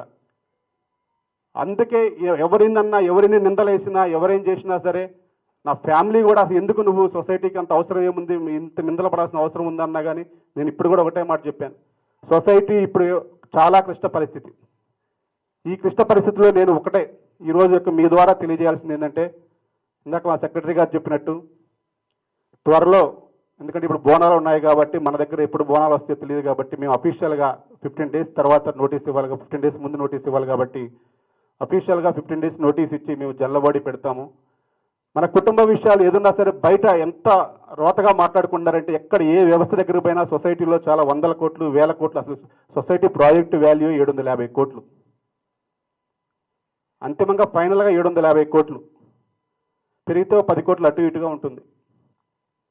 దానికి 3000 కోట్లు జరిగింది, 100 కోట్లు 300 కోట్లు జరిగింది అవినీతి అంటే, నేను వచ్చిన తర్వాత 300 కోట్లు అవినీతి జరిగిందని చెప్పేసి చాలా పెద్దవాళ్ళ దగ్గర మాట్లాడటం జరిగింది. నేను వచ్చిన తర్వాత అమౌంట్ మొత్తం నా బ్యాంక్ అకౌంట్ స్టేట్మెంట్, తెలుగు సినీ workers cooperative housing society bank account statement మొత్తం కలిపినా కానీ 60 కోట్లు ఉండదు. మరి 300 కోట్లు ఎక్కడి నుంచి వచ్చిందో, 60 కోట్లు మన వర్క్ కంప్లీట్ చేసింది ఏంటి, ఎన్ని ఎడిపోయినాయో మరి నాకేం అర్థం కాలే. అందుకే ప్రాక్టికాలిటీ తెలియాలి. ఏదన్నా సరే ఎవ్రీ 6 మంత్స్కి, ఎవ్రీ 1 ఇయర్కి ఆడిట్ రిపోర్ట్ ఉంటుంది. ఎవరు ఆడిట్ రిపోర్ట్ పెడతారు క్లియర్గా. ఇవన్నీ ఉంటాయి కాబట్టి నేను సభ్యులను ఒకటే కోరేది, మీరు ఇప్పుడు దాకా ఏం చేశారు, మేమేం చేసామో అన్ని విషయాలు పక్కన పెడదాం. జనరల్ బాడీ ఉంది, కంప్లైంట్స్ పెట్టేవాళ్ళు కానీ ఎవరైనా సరే జనరల్ బాడీకి రండి. ఈసారి పర్టికులర్గా వాళ్ళకు ఎజెండానే పెడతాం. సభ్యుల అభియోగాలు వారు పూర్తి వివరణ ఇచ్చే విధంగా, సభ్యులు తీసుకునే నిర్ణయానికి కట్టుబడి ఉండే విధంగా మనం ముందుకెళ్దాం. ఇక్కడ బయట మాట్లాడటం వల్ల బయట తెలుస్తుంది తప్ప ఇక్కడ సభ్యులకు అసలు చాలా మందికి, ఎందుకంటే ఈ సొసైటీ అంటే ఏంటంటే అండి, ఏదన్నా సరే ఫైనల్ నిర్ణయం జనరల్ బాడీయే.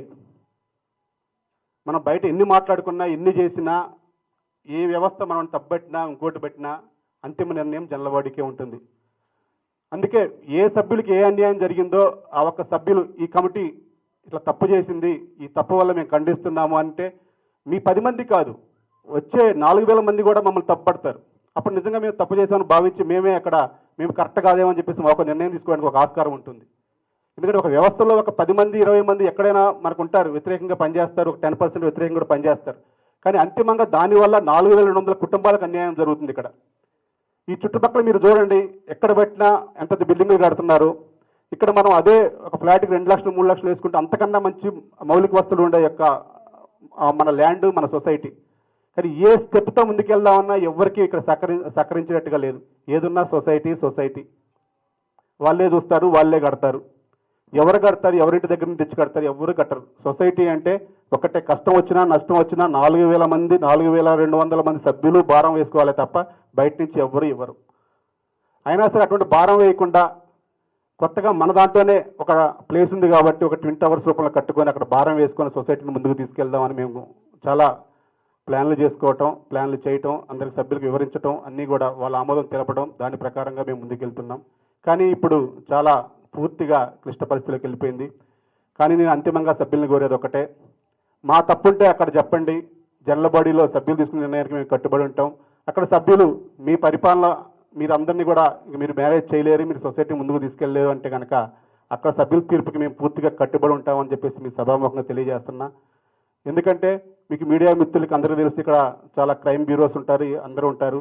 మేము 2020 డిసెంబర్ తర్వాత, మేము వచ్చిన తర్వాత ఏమి జరిగిందో మీకు కూడా అన్ని కూడా మీకు అందరి దగ్గర పేపర్స్ ఉన్నాయి. నేను అదే చెప్తున్నా, మేము అలాట్మెంట్ చేసిన మాట వాస్తవం, రిజిస్ట్రేషన్ చేసిన మాట వాస్తవమే, కానీ అన్యాయంగా అక్రమంగా ఎక్కడా చేయలేదు. నిజమైన సినీ కార్మికులు చేసామే తప్ప ఎవరికీ చేయలేదు. అలాగే డబ్బు కట్టిన వాళ్ళని తీసేసి వేరే వాళ్ళకి ఇచ్చామే తప్ప డబ్బు కట్టి ఒరిజినల్ సినిమా వాళ్ళు ఎవరిని కూడా మేము అన్యాయం చేయలేదు. సినిమా వాళ్ళు కాని వాళ్ళకి అవకాశం ఇచ్చాము, అవకాశాన్ని వాళ్ళు ఉపయోగించుకోకపోతే వాళ్ళకి నోటీసులు రాసి మరీ తీసివేయడం జరిగింది. నేను ఆహ్వానించేది ఒకటే, మేము ఇప్పుడున్న పరిస్థితుల్లో ఇగోలుగా పోతే నేను తప్ప ఎవడు పాలించకూడదని ఇగో నాకున్నా, అలాగే మాకు న్యాయం జరగకపోతే సొసైటీ ఉండకూడదని మీకున్నా, సొసైటీ వ్యవస్థ దెబ్బతింటది. దయచేసి వ్యవస్థ దెబ్బతినొద్దు. మేమందరం కూడా, నేను కమిటీ వారితో అందరితో కూడా మాట్లాడాను.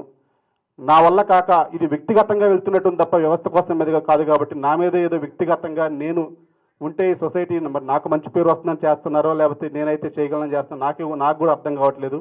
అందువల్ల జనరల్ బాడీలో సభ్యులు కనుక నిర్ణయిస్తే మేము తప్పుకోవడానికి కూడా సిద్ధంగా ఉన్నాం.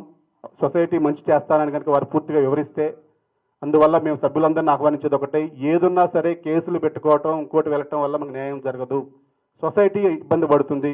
ఈ రోజు నేను ఇప్పుడు రిజైన్ చేయొచ్చు. నాకెందుకు, నేను పెయిన్ నేను ఒక్కడనే అనుభవించాను.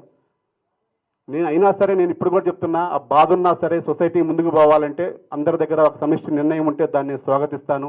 అంతేగాని బయట మన సొసైటీ గురించి తప్పుగా మాట్లాడుకుంటే ఇక్కడ నివాసం ఉండే వాళ్ళకు కూడా ఒక మంచిగా ఉండదు. ఎందుకంటే చిత్రపూర్లో ఉన్నామంటే ఒక బ్రాండ్గా ఉండాలన్నది నా కోరిక. ఏదున్నా సరే ఎటువంటి అభియోగాలున్నా మేము తట్టుకోవడానికి సిద్ధంగా ఉన్నాం. దాన్ని బట్టి నేను ముందుకెళ్ళడానికి నేనైతే మాత్రం సిద్ధంగా ఉన్నాం. ఆ ప్రకారమే వెళ్తాం. ఏదున్నా సరే ఇప్పుడున్న కేసులన్నిటికి కూడా నేను గౌరవ న్యాయస్థానం, నేను పూర్తిగా నేను సమర్థిస్తాను. నాకు మంచి న్యాయం జరిగిద్దని నేను భావిస్తాను. దీంట్లో ఎవరి మీద నాకు ఎటువంటి సభ్యులు పెట్టిన కంప్లైంట్స్ కానీ ఏదైనా సరే ఎవరి మీద నాకు కోప తాపాలు కానీ ఏమీ లేవు. వ్యవస్థ కోసం మంచి రోజులు రావాలని కోరుకుంటున్నా. దాని ప్రకారమే నేను పూర్తిగా సహకరిస్తానని చెప్పేసి సభాముఖంగా తెలియజేస్తున్నా. మరలా మీ ద్వారా తెలియజేసేది ఒకటే, వారి దగ్గర ఏ ఆధారం ఉన్నా, ఎందుకంటే సభ్యులకు అసలు ఎందుకు జైలుకు పోతున్నారు, ఎందుకు ఈ రోజు కేసులు ఎందుకు అనేది మా సభ్యులకు అర్థం కావాలి. బయట వాళ్ళు అడుగుతున్నారు తప్ప సభ్యుల్లో ఎవరికి అర్థం కావట్లా. రేపొద్దున ఇబ్బంది పడేది సొసైటీ సభ్యులు మాత్రమే. బయట వాళ్ళు వచ్చి సొసైటీని కాపాడలేరు. మంచి చేయాలన్నా సరే సొసైటీ సభ్యులే చేయాలి, చెడు చేయాలన్నా సొసైటీ సభ్యులే చేయాలి. కాబట్టి సొసైటీ సభ్యుల సమక్షంలో ఒక నిర్ణయం తీసుకుందాం. ఆ రోజు నేను ఇండస్ట్రీ పెద్దల్ని, అంటే మా చిత్రపురి సభ్యుల్ని మరి బయట నుంచి ఇక్కడ చేసేది ఏముండదు. ఈ చిత్రపురి సభ్యుల యొక్క సమస్యని చిత్రపురి సభ్యులే పరిష్కారం చేసుకోవాలి. కాబట్టి చిత్రపురి సభ్యులందరినీ కూడా ఆహ్వానిస్తాం. దాంట్లో సభ్యులుగా ఉన్న పెద్దవాళ్ళందరినీ కూడా వాటిని ఆహ్వానించి వారి సమక్షంలో ఒక గ్రీవియన్స్ కమిటీ కూడా వేసుకొని ఆ కమిటీ సమక్షంలో ప్రతి సమస్య పరిష్కారానికి మేము ముందుంటాం. ఆ తర్వాత అంతిమ తీర్పుగా సభ్యులు ఏది ఇస్తే దానికి నేను పూర్తిగా కట్టుబడి ఉంటానని చెప్పేసి మరొకసారి తెలియజేస్తున్నా. మేమైతే మాత్రం ఈ కమిటీ ఎటువంటి తప్పు చేయలేదు, తప్పుడు రిజిస్ట్రేషన్లు చేయలేదు, తప్పుడు సభ్యత్వాలు ఇవ్వలేదు, తప్పు పనులు ఏమీ చేయలేదు, ₹1 కూడా మిస్యూజ్ అయితే చేయలేదు. మేము జైల్లో ఉండి కూడా ఇక్కడ ఎంఐజీ వాళ్ళకి ప్రాజెక్ట్ ఆగకూడదనే ఉద్దేశంతో ఒక వీడిఎఫ్ ప్రాజెక్ట్ స్టార్ట్ చేసాం. ₹4 కోట్ల ప్రాజెక్ట్ కింద వీడిఎఫ్ స్లాబ్ ఉంటుందన్నమాట సెల్లార్లో. అది కూడా ఆగిపోయింది. ఇప్పుడు ఫైనల్గా నిన్న మీరు చూసే ఉంటారు, అది కూడా మీకు వచ్చి ఉంటుంది, పంపించే ఉంటారు కొందరు మిత్రులు. సొసైటీ అకౌంట్ ట్రాన్సాక్షన్ ఏది ఇంక చేయకూడదు అని చెప్పారు. దానికి ఎలా వెళ్ళారంటే, నేను లోపల ఉన్నప్పుడు ఇక ఈ వ్యక్తికి ఇక ఒక 10 years వరకు ఇక బెయిల్ రాదు, లోపలే ఉంటాడు అని సభ్యులను మభ్యపెట్టడం. ఇక్కడ ఈ 11 మంది కమిటీ సభ్యులు పారిపోయారు. కానీ వేరే సభ్యులు ఇక్కడ బ్యాంక్ అకౌంట్స్ ఆపరేషన్ చేస్తున్నారు, మిస్ అప్రాపరేషన్ ఫండ్స్ చేస్తున్నారు. కాబట్టి బ్యాంక్ అకౌంట్ సీజ్ చేయండి అని చెప్పేసి వాళ్ళు కోర్టుకు వెళ్ళారు. సరే, కోర్టు న్యాయస్థానం వారు మంచి తీర్పు ఇచ్చారు. ఏదున్నా సరే అట్లా మిస్ అప్రాపరేషన్ ఫండ్స్ కాకూడదు కాబట్టి డీసీఓను ఆపరేషన్ చేయమని కోఆపరేటివ్ అధికారులకి ఇచ్చారు. నేను దాన్ని స్వాగతిస్తున్నా. వారు గెలిచామని తృప్తిపడ్డా. ఎందుకంటే ఇక రేపటి నుంచి వాళ్ళు ఆపరేషన్ చేస్తే వాళ్ళు ఏ విధంగా చేస్తారు, ఫండ్స్ ₹1 మిస్యూజ్ అయిందని మమ్మల్ని అనే అధికారం కూడా ఎవరికీ ఉండదు. ఇంకా మేము దాన్ని 100%గా స్వాగతిస్తున్నాం. అది తీర్పు గవర్నమెంట్ అధికారులకే ఇచ్చింది కాబట్టి వారికి ఉన్న వర్క్ ఎలా చేస్తారో, మరి మనకు వాటర్ బిల్స్ కానీ పవర్ బిల్స్ కానీ లేకపోతే మన కన్స్ట్రక్షన్ కానీ మరి వాళ్ళు ఎలా కంప్లీట్ చేస్తారో మాకు త్వరలో తెలుసు. అది ఆర్డర్ నిన్నే వచ్చింది, ఆల్రెడీ మీ అందరికి కూడా వచ్చే ఉంటుంది. దానికైతే మేము స్వాగతిస్తున్నాం. మాకు అకౌంట్ చెక్ పవర్ లేదని మేము ఫీల్ కూడా కావట్లా. పని కంప్లీట్ కావడం దగ్గరుండి మేము వాళ్ళు పని చేపిస్తారంటే మేము దగ్గరుండి పని చూసుకొని పని కంప్లీట్ చేయడానికి మేము ప్రయత్నం చేస్తాం. దానికైనా సరే సిద్ధంగా ఉన్నామని చెప్పేసి మరొకసారి తెలియజేస్తున్నా. ఇంకా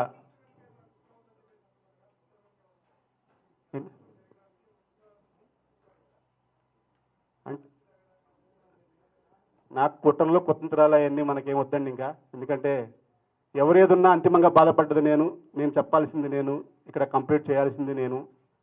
రేపు సభ్యులు కనుక నిర్ణయిస్తే నా వెనకైతే వేరే బయట కుట్ర ఏముందో లేదు, మా సభ్యులే ఉన్నారో అందరికీ తెలిసిందే. సరే, ఆ సభ్యులు వెనక ఎవరు ఉన్నారో నాకు తెలియదు. నేను ఎవరిని కూడా మళ్ళా విమర్శించేది కూడా లేదు కాబట్టి అది అంతిమంగా జనలబడిలో మాట్లాడుతానండి.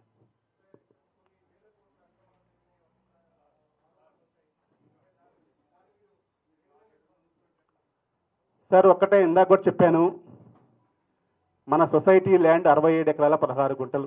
దీంట్లో ఒక గజం కూడా పక్కకు పోలేదు. ఒకటి, ఇది కన్స్ట్రక్షన్ ప్రాజెక్ట్ కాస్ట్ ₹768 కోట్ల. 768 కోట్ల రూపాయలతో ప్రాజెక్ట్ అంతా కంప్లీట్ చేశాం. ఆల్రెడీ ఏదైతే ఎక్సెస్ అమౌంట్ ఇచ్చామో ఆ అమౌంట్ అంతా కూడా మళ్ళీ తిరిగి రావాలని చెప్పేసి ఐబీఆర్సీఎల్ కంపెనీ ఒప్పుకోవటం, యువర్స్ కన్స్ట్రక్షన్ ఒప్పుకోవటం కూడా, అది కూడా ఈ కమిటీ సాధించింది. మేము ఈ కమిటీ అన్ని పోరాటాలే చేశాం. గతంలో జరిగిన అన్నిటి కూడా 2020కి ముందు జరిగిన అన్నిటిని కూడా ఇచ్చిన అడ్వాన్సులు కానీ వాటిని కానీ మేము తిరిగి వెళ్ళి కోర్టులకు వెళ్ళి సాధించుకొని అంతా కూడా మళ్ళీ రికవరీ చేస్తున్నాం. అలాగే పర్మిషన్లు ఇచ్చాం, ఆక్షన్లోకి వెళ్ళిన బ్యాంకుని కాపాడాం. అలాగే ఆగిపోయిన ప్రాజెక్ట్ ఆగిపోయింది, టోటల్గా ఇక లేదు అన్న ప్రాజెక్ట్ని కంప్లీట్ చేసి చూపించాం. ఇక మేము ఇన్ని పనులు చేసాం తప్ప మేమైతే అవినీతి చేయలేదు. అవినీతి చేసినట్టుగా ఆరోపణలు చూపించమనండి. ఆ తర్వాత రేపు సభ్యులు ఏ నిర్ణయం తీసుకున్నా దానికి పూర్తిగా కట్టుబడి ఉంటాం. విమర్శలు ఎవరు చేస్తారు? మా సభ్యులే చేస్తారు. మరి వారి యొక్క ఆంక్ష ఏంటో ఏమిటో రేపు జల్లబడికి చెప్పుకోమని కోరుతున్నా. రిజిస్ట్రేషన్లు ఎందుకు అయినా నాకైతే తెలియదు, కానీ సొసైటీ రిజిస్ట్రేషన్లు అయితే గౌరవ న్యాయస్థానం ఏం చేసిందంటే జనవరి 25వ తేదీ జనవరి 25, 2024 తేదీ ఒక ఆర్డర్ ఇచ్చిందండి 46502/23. దాంట్లో క్లారిటీగా క్లియర్గా ఇంకా సొసైటీలో 160 ఫ్లాట్లు రిజిస్ట్రేషన్లు పెండింగ్ ఉన్నాయి. ఆ 160 ఫ్లాట్లు పెండింగ్ ఏ అయితే ఉన్నాయో ఇట్లా పలు కంప్లైంట్స్ వస్తున్నాయి కాబట్టి మరొకసారి ఆ 160 మంది రిజిస్ట్రేషన్లు డీసీఓ గారిని కమిషనర్ గారిని చెక్ చేసి మేనేజ్మెంట్ కమిటీకి ఇవ్వండి, వాళ్ళు రిజిస్ట్రేషన్ చేస్తారు అని చెప్పేసి అది 4 నెలల్లో కంప్లీట్ చేయండి అని మే 24 తేదీకి డేటు పెట్టి వాళ్ళు ఇవ్వడం జరిగింది. వారిని మేము సంప్రదించాము. ఈ ఎలక్షన్స్లో ఉన్నాం కాబట్టి కొంచెం వ్యవధి ఇవ్వండి అని చెప్పేసి వారు కాలయాపన చేయడం జరిగింది. వారికి ఉన్న ఒత్తిళ్ల మేర మరి వారు ఇస్తే కంపల్సరీగా రిజిస్ట్రేషన్ చేయవలసిందే. అలానే సెకండ్ రిజిస్ట్రేషన్ కూడా ఆయని అని చెప్పేసి మా దృష్టికి వచ్చినప్పుడు మేము వారిని అడిగాము. మేము వాళ్ళు చేస్తాము కానీ మాకు ఆఫీసర్ల నుంచి పర్మిషన్ కావాలి అన్నారు. కానీ మాకు ఎటువంటి ఆపినట్టుగా ఎటువంటి ఆధారం అయితే వాళ్ళు చూపలేకపోయారు. మరి ఎందుకు ఆపారు అనేది మాకైతే అఫీషియల్గా రీజన్ లేదు. నేను అదే చెప్పానండి, అక్రమంగా రిజిస్ట్రేషన్ ఒక్కరికి కూడా చేయలేదు. సొసైటీలో రూల్స్ అండ్ రెగ్యులేషన్స్ అన్నీ కూడా మీకు చెప్పడం జరిగింది. నేను అడిగేది కూడా అదే, అక్రమంగా రిజిస్ట్రేషన్ చేశాను అని ఎవరైతే భావించారో, ఎవరు ఫ్లాట్ అయితే కోల్పోయామని భావించారో వారు రేపు జనరల్ మేము సాధారణంగా ఆహ్వానిస్తున్నాం. వారి యొక్క సమస్యని సభ్యులందరికీ చెప్పండి. మేము ఇది కట్టాము, ఇంత కట్టాము, ఈ టైంలో కట్టాము, ఈ టైంలో మాకు రిజిస్ట్రేషన్ అడిగాము, కానీ నా ఫ్లాట్ తీసేసి నేను మొత్తం డబ్బు ఇన్ టైంలో కట్టినా కానీ నేను నిజమైన సినీ కార్మికుడు అయినా కానీ ఈ కమిటీ తీసివేసిందని రేపు సభ్యులకు చెప్తే ఆ సభ్యులు కనుక నిర్ణయం తీసుకుంటే నేను కట్టుబడే ఉంటానండి. సార్, ఇప్పుడు కొన్ని ప్లాట్లు కడుతున్నారు అని చెప్పేసి అంటున్నారు. కొన్ని అంటే అవి కట్టిన తర్వాత ఎవరికి ఇస్తారు, దాని తర్వాత అలాట్మెంట్ ఎట్లా ఉంటుంది, ఫస్ట్ క్వశ్చన్. దాని తర్వాత మీరు పార్టీ మారిన తర్వాత ఇవన్నీ ఇబ్బందులు అవుతున్నాయా అని చెప్పేసి కొన్ని ఆరోపణలు వినిపిస్తున్నాయి. ఫస్ట్ మీరు బీజేపీలో గెలిచిన తర్వాత టీఆర్ఎస్కి వెళ్ళారు. టీఆర్ఎస్ అధికారంలో లేని తర్వాతనే ఇప్పుడు కాంగ్రెస్ పార్టీ వచ్చిన తర్వాత మీ మీద కుట్ర పన్ని మిమ్మల్ని అరెస్ట్ చేశారని చెప్పేసి ఒక ఆరోపణలు వినిపిస్తున్నాయి. దాని తర్వాత మీ ప్రెసిడెంట్ పదవి పోయిన తర్వాత ఎవరైతే మీద ప్రెసిడెంట్ పదవికి మీరు రాజీనామా చేస్తే, అంటే వీరందరూ కూడా మీరు ప్రెసిడెంట్గా ఉండడం ఇష్టం లేదని చెప్పేసి తెలుస్తూ ఉంది. అయితే మీ ప్రెసిడెంట్ పదవికి రాజీనామా చేస్తే ఈ యొక్క కేసులన్నీ కూడా మీతో వచ్చేమైనా కాంప్రమైజ్ చేసుకుంటారా? అంటే వాళ్ళు సహకరిస్తారా సొసైటీకి నేను రిజైన్ చేస్తానంటే? అంటే నాకు వచ్చినటువంటి అనుమానము, దాని తర్వాత మీ మీద ఇవన్నీ కుట్రలు జరిగినాయి. ఇప్పుడైతే చాలా మటుకు ఈ సొసైటీ ఫామ్ కావడానికి అనిల్ గారే వల్లభనేని అని చెప్పేసి అన్నారు, మీ ద్వారానే మొత్తం జరిగిందని చెప్పేసి అన్నారు. కానీ ఇప్పుడు చూస్తే మాత్రం ప్లేట్ పిరాంచింది, దాని తర్వాత మీ మీద కేసులు పెట్టడం జరిగింది. ఇన్ని సంవత్సరాల నుంచి లేనిది ఈ రోజే ఇవన్నీ ఎందుకు వచ్చాయి? దాని తర్వాత ఇవన్నీ కూడా మీ మీద జరుగుతున్నట్టు కుట్ర అని చెప్పేసి అనిపిస్తూ ఉంది. కానీ మీదేమో మీకేదో ఎవరి మీద ద్వేషం లేదు, అది దేవుడు చూసుకుంటారని చెప్పి మీరు అంటున్నారు. మీరు చాలా క్వశ్చన్లు అడిగారు సార్. ఒకటే, నాకు రాజకీయ పార్టీ అనేది నా వ్యక్తిగతం, అది వ్యవస్థకు సంబంధించిందేం కాదు. కానీ వ్యవస్థ అనేది, సొసైటీ అనేది ఎప్పుడైనా సరే అధికార పార్టీ ఏదుంటే ఆ పార్టీకి మద్దతుగా ఆ పార్టీ కార్యకలాపాలకి అన్నిటికీ కూడా సపోర్ట్ చేస్తూ వెళ్తూ ఉంటుంది. ఆ తర్వాత మేము సొసైటీ పాలకవర్గం అంతా కూడా మన ఇండస్ట్రీ పరంగా, ఫిల్మ్ ఇండస్ట్రీ పరంగా గౌరవ ముఖ్యమంత్రి వర్యులు రేవంత్ రెడ్డి గారిని కలవడం జరిగింది. ఆ రోజు చిత్రపురి గురించి కూడా మాట్లాడితే అతి త్వరలో ఇండస్ట్రీ అంతా కూడా అన్ని విషయాలు కూడా చర్చిద్దామని చెప్పారు. కానీ మా దృష్టికి చాలా కంప్లైంట్స్ వస్తున్నాయి, మీరు కంప్లైంట్స్ ఏమి రాకుండా చూసుకోండి అని కూడా ఆ రోజు మాకు చెప్పడం జరిగింది. ఆ తర్వాత తుమ్మల నాగేశ్వరరావు గారు మా కోఆపరేటివ్ శాఖ మంత్రి వర్యులు, వారిని కూడా కలవడం జరిగింది. వారికి అన్ని వివరాలు వివరించడం జరిగింది. అలాగే మన సినిమాటోగ్రఫీ మంత్రి వర్యులు కోమటిరెడ్డి వెంకటరెడ్డి గారిని వారిని కలవడం జరిగింది. అన్ని విషయాలు చెప్పాము. కానీ ఇప్పుడు కూడా మేము ఫైనల్గా వారిని రేపు కలుస్తున్నాము. మరలా ఒక్కసారి ఎవరైతే అభియోగాలు చేస్తున్నారో వారందరినీ కూడా ఒక్కసారి మాకు జాయింట్ మీటింగ్ ఏర్పాటు చేసి ఈ యొక్క జనరల్ బాడీకి వారందరూ కూడా మేము తీసుకున్న నిర్ణయాలని వారి ముందు పెట్టి ఒక నిర్ణయం తీసుకొని దాన్ని బట్టి వెళ్దామని ఇంకా ఫైనల్ టాస్క్ అనుకోండి ఇది. ఎందుకంటే ఏ నిర్ణయం అయినా సరే ఇప్పుడు తీసుకోకపోతే ఇంకా సొసైటీ ప్రతి నెల ఇంట్రెస్ట్ రూపంలో ₹1,00,00,000 లాస్ అయ్యే పరిస్థితిలో ఉందండి. ఇక్కడ నా స్వార్థం కోసం నేను ఇదే సీట్లో కూర్చుంటా అని చెప్పేసి ఒక రూమ్కి డోర్ వేసుకొని ఏసీ వేసుకుని కూర్చుంటే నెలకు ₹1,00,00,000 పెరిగింది. రేపొద్దున నాకు ఒక 1 year పీరియడ్ అయిపోద్ది. ఆ పీరియడ్ అయిపోయిన తర్వాత నేను కూడా వదిలేస్తే ఈరోజు 150 కోట్లు ఉన్నది, రేపొద్దున 180 కోట్లు అయింది. ఆ 180 కోట్లు కూడా మళ్ళా ఇటు కన్స్ట్రక్షన్ ఆగిపోయిన ప్రాజెక్ట్కి మళ్ళీ లీకేజీలు వచ్చి మళ్ళీ వాటి మరమ్మతులకి మళ్ళీ పెట్టుబడి ఇంకా ఎక్కువైంది. ఇవన్నీ కూడా మనకే భారం. ఎవరు పక్కన వాళ్ళు ఎవరెవరు మళ్ళీ దానికోసం మళ్ళీ లోన్ చేస్తే ఆ లోన్ వడ్డీలు కూడా మళ్ళీ మనమే కట్టుకోవాలి. ఇవన్నీ ఉంటాయి కాబట్టి నేను దానికి పూర్తిగా నేను సభ్యుల నిర్ణయానికి కట్టుబడి ఉంటా. అలాగే మీరు చెప్పినట్టుగా ఇప్పుడు ఒక ఆఫర్, నేను ఆఫర్గానే భావిస్తాను దాన్ని. నేను రిజైన్ చేస్తే సొసైటీకి వాళ్ళు సహకరిస్తామని కనుక మీ ద్వారా ఆ పెద్దలందరూ ఎవరన్నా కనుక నిజంగా అందరితో మాట్లాడి అనిల్ ఒక్కరు తప్పుకుంటే మేము అందరం సహకరిస్తామని చెప్పేసి అటువంటి ఆధారంతో కనుక వస్తే అది తీర్మానం రేపు జల్లబడిలో పెట్టుకొని నేను కమిటీ సభ్యులుగా ఇక్కడ పక్కనే కూర్చుంటా. వాళ్ళకి నచ్చిన వాళ్ళని ప్రెసిడెంట్గా ఎన్నుకోమనండి. హ్యాపీగా దానికి కూడా నేను స్వాగతిస్తున్నా. రోజు ఉండాలి, దాని తర్వాత బీఆర్ఎస్ ప్రభుత్వంలో రోజు ఉండాలి, అక్కడ ఉండాలని చెప్పేసి అన్నారు. మళ్ళీ ఇప్పుడు రోజు తీసేసి మళ్ళీ ప్లాట్లు కట్టమని చెప్పేసి ఒకటి అంటున్నారు. అట్లేం లేదండి. మున్సిపాలిటీ వాళ్ళు నోటీస్ కూడా ఇచ్చారు కదా రో హౌస్ గురించి. రో హౌస్ గురించి నోటీస్ అంటే ఇక్కడ కన్స్ట్రక్షన్ ఒక 6 రోజులు ఎక్కువ కట్టారని చెప్పేసి వారు కోర్టుకి వెళ్ళడం జరిగింది. అక్కడ కోర్టు ఏమో అసలు వాస్తవాన్ని ఇవ్వమంటే వాస్తవాన్ని ప్రజెంటేషన్ చేస్తే అసలు టోటల్గా ఇది మరి జీవో ప్రకారం కట్టారా లేదా అని చెప్పేసి అది కోర్టు పరిధిలో ఉంది. మరి అది కోర్టు ఏ నిర్ణయం ఇస్తుందో దాని ప్రకారం మేము ముందుకెళ్ళడానికి మేము సిద్ధంగా ఉన్నాం. మేము దాని మీద డెసిషన్ తీసుకునేది ఏం లేదండి. హెచ్ఎండి పర్మిషన్ ఇచ్చింది, దాని ప్రకారం మేము కట్టాము, దాని ప్రకారం మేము నివాసం ఉంటున్నాం. కానీ దాంట్లో కొందరు సభ్యులు రోహౌస్ సభ్యులే కోర్టుకి వెళ్ళారు. అది కోర్టు పరిధిలో ఉంది. అది వారి నిర్ణయం. మరి రోహౌస్ మీద వారు ఏ నిర్ణయం తీసుకుంటే మేము ఆ నిర్ణయానికి కట్టుబడి ఉండాలి తప్ప మేము మా వ్యక్తిగత నిర్ణయం అయితే ఏమి ఉండదు. ఉన్నాయి కదా, ఉంటున్నారు కూడా దాంట్లో. అదే నోటీస్ వాళ్ళు కంప్లైంట్ పెట్టారు రోహౌస్ సభ్యులు, దానికి మున్సిపాలిటీ వాళ్ళు మొత్తం వచ్చి పడేశారు, మీకు తెలుసు. మొత్తం డిస్మాండ్లింగ్ చేశారు, తర్వాత కోర్టుకి వెళ్ళారు. అది కోర్టు పరిధిలో ఉంది. అది కూడా నాకు తెలిసి ఒక 3-4 నెలల్లో రిపోర్ట్ వస్తుంది. అంతవరకు కన్స్ట్రక్షన్ ఆపేసాము, మేమైతే చేయట్లేదు కన్స్ట్రక్షన్. మన సొసైటీకి మున్సిపాలిటీ వాళ్ళు కన్స్ట్రక్షన్ ఆపేయండి రోహౌస్ అని చెప్పారు. దాని ప్రకారం అన్ని కూడా రోహౌస్లు అన్ని కూడా సొసైటీ కన్స్ట్రక్షన్ చేయట్లేదు. 5 మంది సభ్యులు మీపైనే కేసులు వేస్తున్నారు కదా, మరి దానిపైన మీరు క్లారిటీ ఇవ్వండి. ఎవరు ఇస్తున్నారు, ఎందుకు ఇలా చేస్తున్నారు? సార్, మా మీద ఎవరు కేసులు వేసినా మ్యాచ్ ఇప్పటి వరకు వేసిన వాళ్ళందరితో కూడా చర్చించాము. మరి వాళ్ళని మేము ఎందుకు రీచ్ కాలేకపోతున్నామో చాలాసార్లు పెద్దల సమక్షంలో మాట్లాడాము. వారి కోరికలు మేము తీర్చలేని పరిస్థితిలో ఉన్నామని నేను భావిస్తున్నా. ఏదైనా సొసైటీ ఒక సభ్యునికి ఆ సభ్యునికి జరిగిన అన్యాయం మీద కానీ ఆ సభ్యునికి ఏమన్నా అన్యాయం జరిగితే అన్యాయం చెప్పుకోవచ్చు, దానికి మేము తీర్చగలిగితే తీర్చుతాము, తీర్చలేకపోతే అది తప్పుగా మేము భావిస్తాం. కానీ ఇక్కడ మరి అందరితో మాట్లాడాము, మరి వారి కోరికలు ఎందుకు, మరి వారి కోరికలు మేము ఏం తీర్చలేకపోయామో మరి మాకైతే తెలియదు. కానీ అన్ని విధాలా మాట్లాడాము, అన్ని విధాలా చాలాసార్లు మాట్లాడి మేము సాధ్యమైనంత వరకు మేము చేస్తామని చెప్పామే, కానీ మేము ఎప్పుడు కూడా చేయలేదని చెప్పలేదు. మరి వారు ఎందుకు చేస్తున్నారు అనేది వారే వివరించాలి. వారు కనుక జనబడిలో వచ్చి సభ్యులందరికీ అర్థమయ్యేటట్టుగా చెప్తే, సభ్యులు ఆమోదిస్తే నేను దానికి పూర్తిగా ఏకీభవిస్తానని మళ్ళీ ఒకసారి చెప్తున్నా.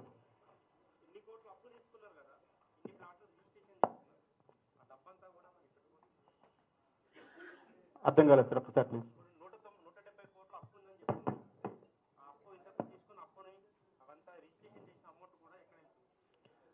అదే సార్ నేను చెప్పింది మీకు క్లారిటీగా.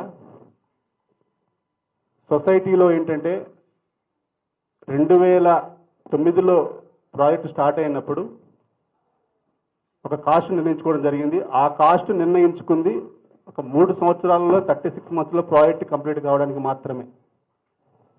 ఆ ప్రాజెక్ట్ కంప్లీట్ కావడానికి ఆ బడ్జెట్ సరిపోక సభ్యులు కట్టేది ఇన్ టైంలో కట్టలేక ప్రాజెక్టు డిలే కావడంతో లోన్లకు వెళ్ళడం జరిగింది ఎస్బీఐ బ్యాంక్ నుంచి. సుమారు విడతల వారీగా సుమారు 150 కోట్లు శాంక్షన్ అయితే 130 కోట్ల రూపాయలు లోన్ తీసుకోవడం జరిగింది. అంటే ఇప్పుడు కాదండి ఆ లోన్ తీసుకుంది, మళ్ళా నేను వచ్చాకని కాదు, ఇది 2009 నుంచి జరిగే ట్రాన్సాక్షన్. మేము వచ్చిన తర్వాత వారు గతంలో 130 కోట్లకి 70 కోట్ల రూపాయలు ఇంట్రెస్ట్ కట్టారు. ఆ 70 కోట్లు సుమారు ఫైనల్గా అంతిమంగా ఇన్స్టాల్మెంట్స్ కట్టలేక బ్యాంకు అప్పే తీర్చలేని పరిస్థితులకు సొసైటీ వెళ్ళిపోయింది. దానికి తోడు ఐవీఆర్సీఎల్ కంపెనీ 2016లో ఐపీ పెట్టడంతో ఆ ప్రాజెక్టు ఐవీఆర్సీఎల్ కంపెనీకి కొన్ని అడ్వాన్సుల రూపంలో వెళ్ళడం జరిగింది. అది బ్యాక్లాగ్లోకి వెళ్ళిపోయింది. ఆ తర్వాత అదే ఐవీఆర్సీఎల్ కొందరు సబ్ కాంట్రాక్టర్లు పెట్టి వర్క్ చేస్తూ దాని రూపంలో కూడా, ఎందుకంటే ఆ రోజు త్వరగా ప్రాజెక్ట్ కంప్లీట్ చేయాలనే ఉద్దేశంతో అడ్వాన్సులు ఎక్కువగా ఇచ్చుకుంటా వెళ్ళి ఫైనల్గా ఐవీఆర్సీఎల్ కొలాప్స్ అయిపోయే టైంకి 90 కోట్ల రూపాయల అడ్వాన్సుల రూపంలో వెళ్ళిపోయింది వాళ్ళకి. అవన్నీ కూడా సభ్యుల మీద భారం వేయలేము, అంతంత భారాలు వేయలేము. దాన్ని తట్టుకుంటా నిలబెట్టుకుంటా ముందు బ్యాంకు అప్పు తీర్చాలి. బ్యాంకు అప్పు తీర్చకపోతే 67 ఎకరాల 16 గుంటలది మన సింగిల్ డాక్యుమెంట్, దాని వాల్యూ 3,000 కోట్ల రూపాయల డాక్యుమెంట్ వాల్యూ. ఆ రోజు అదే ఎస్బీఐ బ్యాంక్ దగ్గరికి ఫైనల్గా third option notice, online option, అది ప్రైవేట్ ఆప్షన్ కూడా కాదు, మళ్ళీ ఓపెన్ ఆప్షన్ కూడా కాదు, ఆ రోజు క్లియర్గా ఇక మేము అందరి దగ్గర తిరిగి మేము కట్టలేక చేయలేకున్నప్పుడు చదలవాడి గారి దగ్గర ఆ రోజు ఒక సింగిల్ సెటిల్మెంట్ చేసుకొని ఎస్బీఐ బ్యాంకు వాళ్ళతో ఆ రోజు చదలవాడి గారి దగ్గర నుంచి డబ్బు తెచ్చుకొని అప్పు తీర్చడం జరిగింది.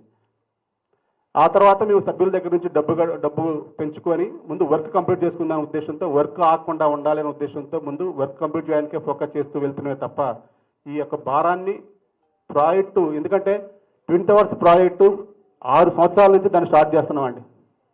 పర్మిషన్లు రాక చాలా ఇబ్బంది పడతారు, డ్రాయింగ్లు మార్చుకుంటా. ఎందుకంటే మన చిత్రపురి కాలనీలో మీరు చూస్తూ ఉన్నారు, మన చిత్రపురి కాలనీలో మాత్రమే 120 ఫీట్ రోడ్డు ఉంటుంది. అటు ఉండదు, ఇటు ఉండదు. మీరు మెయిన్ రోడ్ చూస్తుంటారు, అది ఓన్లీ ఒక ఆఫ్ రోడ్డే, ఇంకా ఆఫ్ రోడ్ ఉంది ఆడ.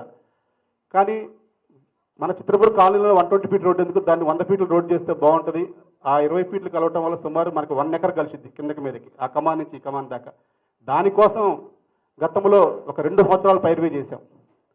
లాస్ట్ అంతిమంగా వాళ్ళు 2021లో మంచిగా చావుకబురు చల్లగా చెప్పినట్టు మేము రోడ్లు ఇప్పుడు బాగా విస్తరిస్తున్నామే కానీ మేము తగ్గించాం, మీకు పర్మిషన్ ఇవ్వమన్నారు. అప్పటికే మేము 100 ఫీట్ల రోడ్డుకి 21 ఫ్లోర్ల అపార్ట్మెంట్కి అంత డిజైన్లు చేసుకోవటం, టెండర్లు చేసుకోవటం, కాంట్రాక్టులు పిలుచుకోవటం, మెంబర్లకి ఇంతమందికి ఇద్దామని చెప్పేసి ఫైనల్ చేసుకోవడం జరిగింది. ఫైనల్గా మేము ఇవ్వము పర్మిషన్, 120 ఫీట్కే వేయాలన్నారు. 120 ఫీట్కి వేయాలి అంటే అక్కడ మీకు చాలా సమస్యలు ఉన్నాయి. ఆ పక్క చెరువు, ఎఫ్టీఎల్ పర్మిషన్ కావాలి. దానికోసం కూడా తిరిగాము, ఎఫ్టీఎల్ పర్మిషన్ కూడా తెచ్చాము. ఎఫ్టీఎల్ పర్మిషన్ తెచ్చిన తర్వాత ఎఫ్టీఎల్ పర్మిషన్ గవర్నమెంట్ ఇరిగేషన్ నుంచి డైరెక్ట్గా హెచ్ఎండిఏకి ఇచ్చింది. తర్వాత 2022లో కొన్ని రూల్స్ మార్చారు హెచ్ఎండిఏ. ఇరిగేషన్ నుంచి మళ్ళీ కలెక్టర్ దగ్గర నుంచి మళ్ళీ హెచ్ఎండిఏకి రావాలన్నారు ఎఫ్టీఎల్. మళ్ళా రెడ్ వచ్చి మొదలుపెట్టి మళ్ళీ ఎఫ్టీఎల్ మళ్ళీ ఇక్కడి నుంచి ఆడికి వెళ్ళేసరికి 2023 అయింది. దాంట్లో అది కూడా ఒక స్క్వేర్ బిట్ లాగా ఉంటుంది, సన్నగా కోసుగా పక్క ఎఫ్టీఎల్ వదిలేయాలి 1 ఎకర్లో. అది 4 ఎకరాల 20 గుంటలు అండి. అది దాంట్లో 1 ఎకర్ 39 గుంటాస్ ఎఫ్టీఎల్ ఉంటుంది. ఎఫ్టీఎల్ వదిలేసి ఉన్న దాంట్లో బిల్డింగ్ కడితే ట్విన్ టవర్స్ రూపంలో దాన్ని బిల్డింగ్ కట్టడానికి ఒక సైడ్ ఏమో ఓన్లీ సింగిల్ ఫ్లాట్ వస్తుంది, ఒక సైడ్ మాత్రం డబుల్ ఫ్లాట్లు వస్తాయి. అలా డిజైన్ చేసుకోవడానికి చాలా కష్టపడ్డాము. ఎందుకంటే ఎఫ్టీఎల్ కాబట్టి దాని సాయిల్ టెస్టులు అవన్నీ కూడా చేసుకొని ఎయిర్ ఫోర్స్, ఫైర్, ఎన్విరాన్మెంటల్ పర్మిషన్లు అన్నీ తీసుకోవడం జరిగింది. ఆన్లైన్లో అప్లికేషన్ కూడా ఎఫ్టీఎల్ పర్మిషన్ కూడా ఇవ్వడం జరిగింది. ఆన్లైన్లో ఉన్న క్వరీస్ అన్ని కూడా తీసుకోవడం జరిగింది. హెచ్ఎండిఏ పర్మిషన్ కోసం వెయిట్ చేస్తున్నాం. ఆల్రెడీ అన్ని పర్మిషన్లతో క్లియర్గా ఉన్నాం. దాని ప్రకారం వెళ్తున్నాం. దాంట్లో 419 ఫ్లాట్లు వస్తున్నాయి. అంటే 15 ఫ్లోర్లకి 369 ఫ్లాట్లు వస్తున్నాయి. 2 టీడీఆర్లకి మొత్తంగా 419 ఫ్లాట్లు వస్తున్నాయి. అది కూడా అందరికీ ఇస్తామని కూడా క్లారిటీగా చెప్పడం జరిగింది. సినీ, మీడియా, టెలివిజన్ అందరికీ కూడా తెలుగు ఫిల్మ్ ఛాంబర్ ఆఫ్ కామర్స్కి అనుబంధంగా ఉన్న ప్రతి ఒక్కరికి కూడా మేము ఇస్తాము. దాని కాస్ట్ 6,000 రూపాయలు కూడా పెట్టుకోవడం జరిగింది. అందరికీ కూడా ఆమోదంతో తీసుకున్నాం. దాంట్లోనే ఈ ఉన్న ప్రాజెక్ట్ అంతా కంప్లీట్ చేయడానికి ఇప్పుడు నెంబర్స్ కట్టిన అమౌంట్ ఏదైతే వెయిటింగ్లో ఉంది, వెయిటింగ్ సభ్యుల అమౌంట్ ఉందో 55 కోట్లు ఇవ్వడానికి కానీ, అలాగే ఉన్న ప్రాజెక్టు కంప్లీట్ చేయడానికి కానీ, వాటర్కి కానీ, పవర్లకు కానీ, మిగతా వస్తువులకు కానీ, బ్యాంకు మనం అప్పు తెచ్చిన అమౌంట్ కట్టడానికి కానీ అన్నీ ఒక ప్లాన్ ఆఫ్ యాక్షన్తో చేసుకుంటూ వెళ్తున్నాం. అటువంటి ప్లాన్ అంతా కూడా ఇప్పటికప్పుడు డిస్టర్బ్ అవుతూ ఉంది. ఇలా డిస్టర్బ్ అయితే ఇబ్బంది అవుతుంది అనేది మేము క్లారిటీగా ఉన్నాం.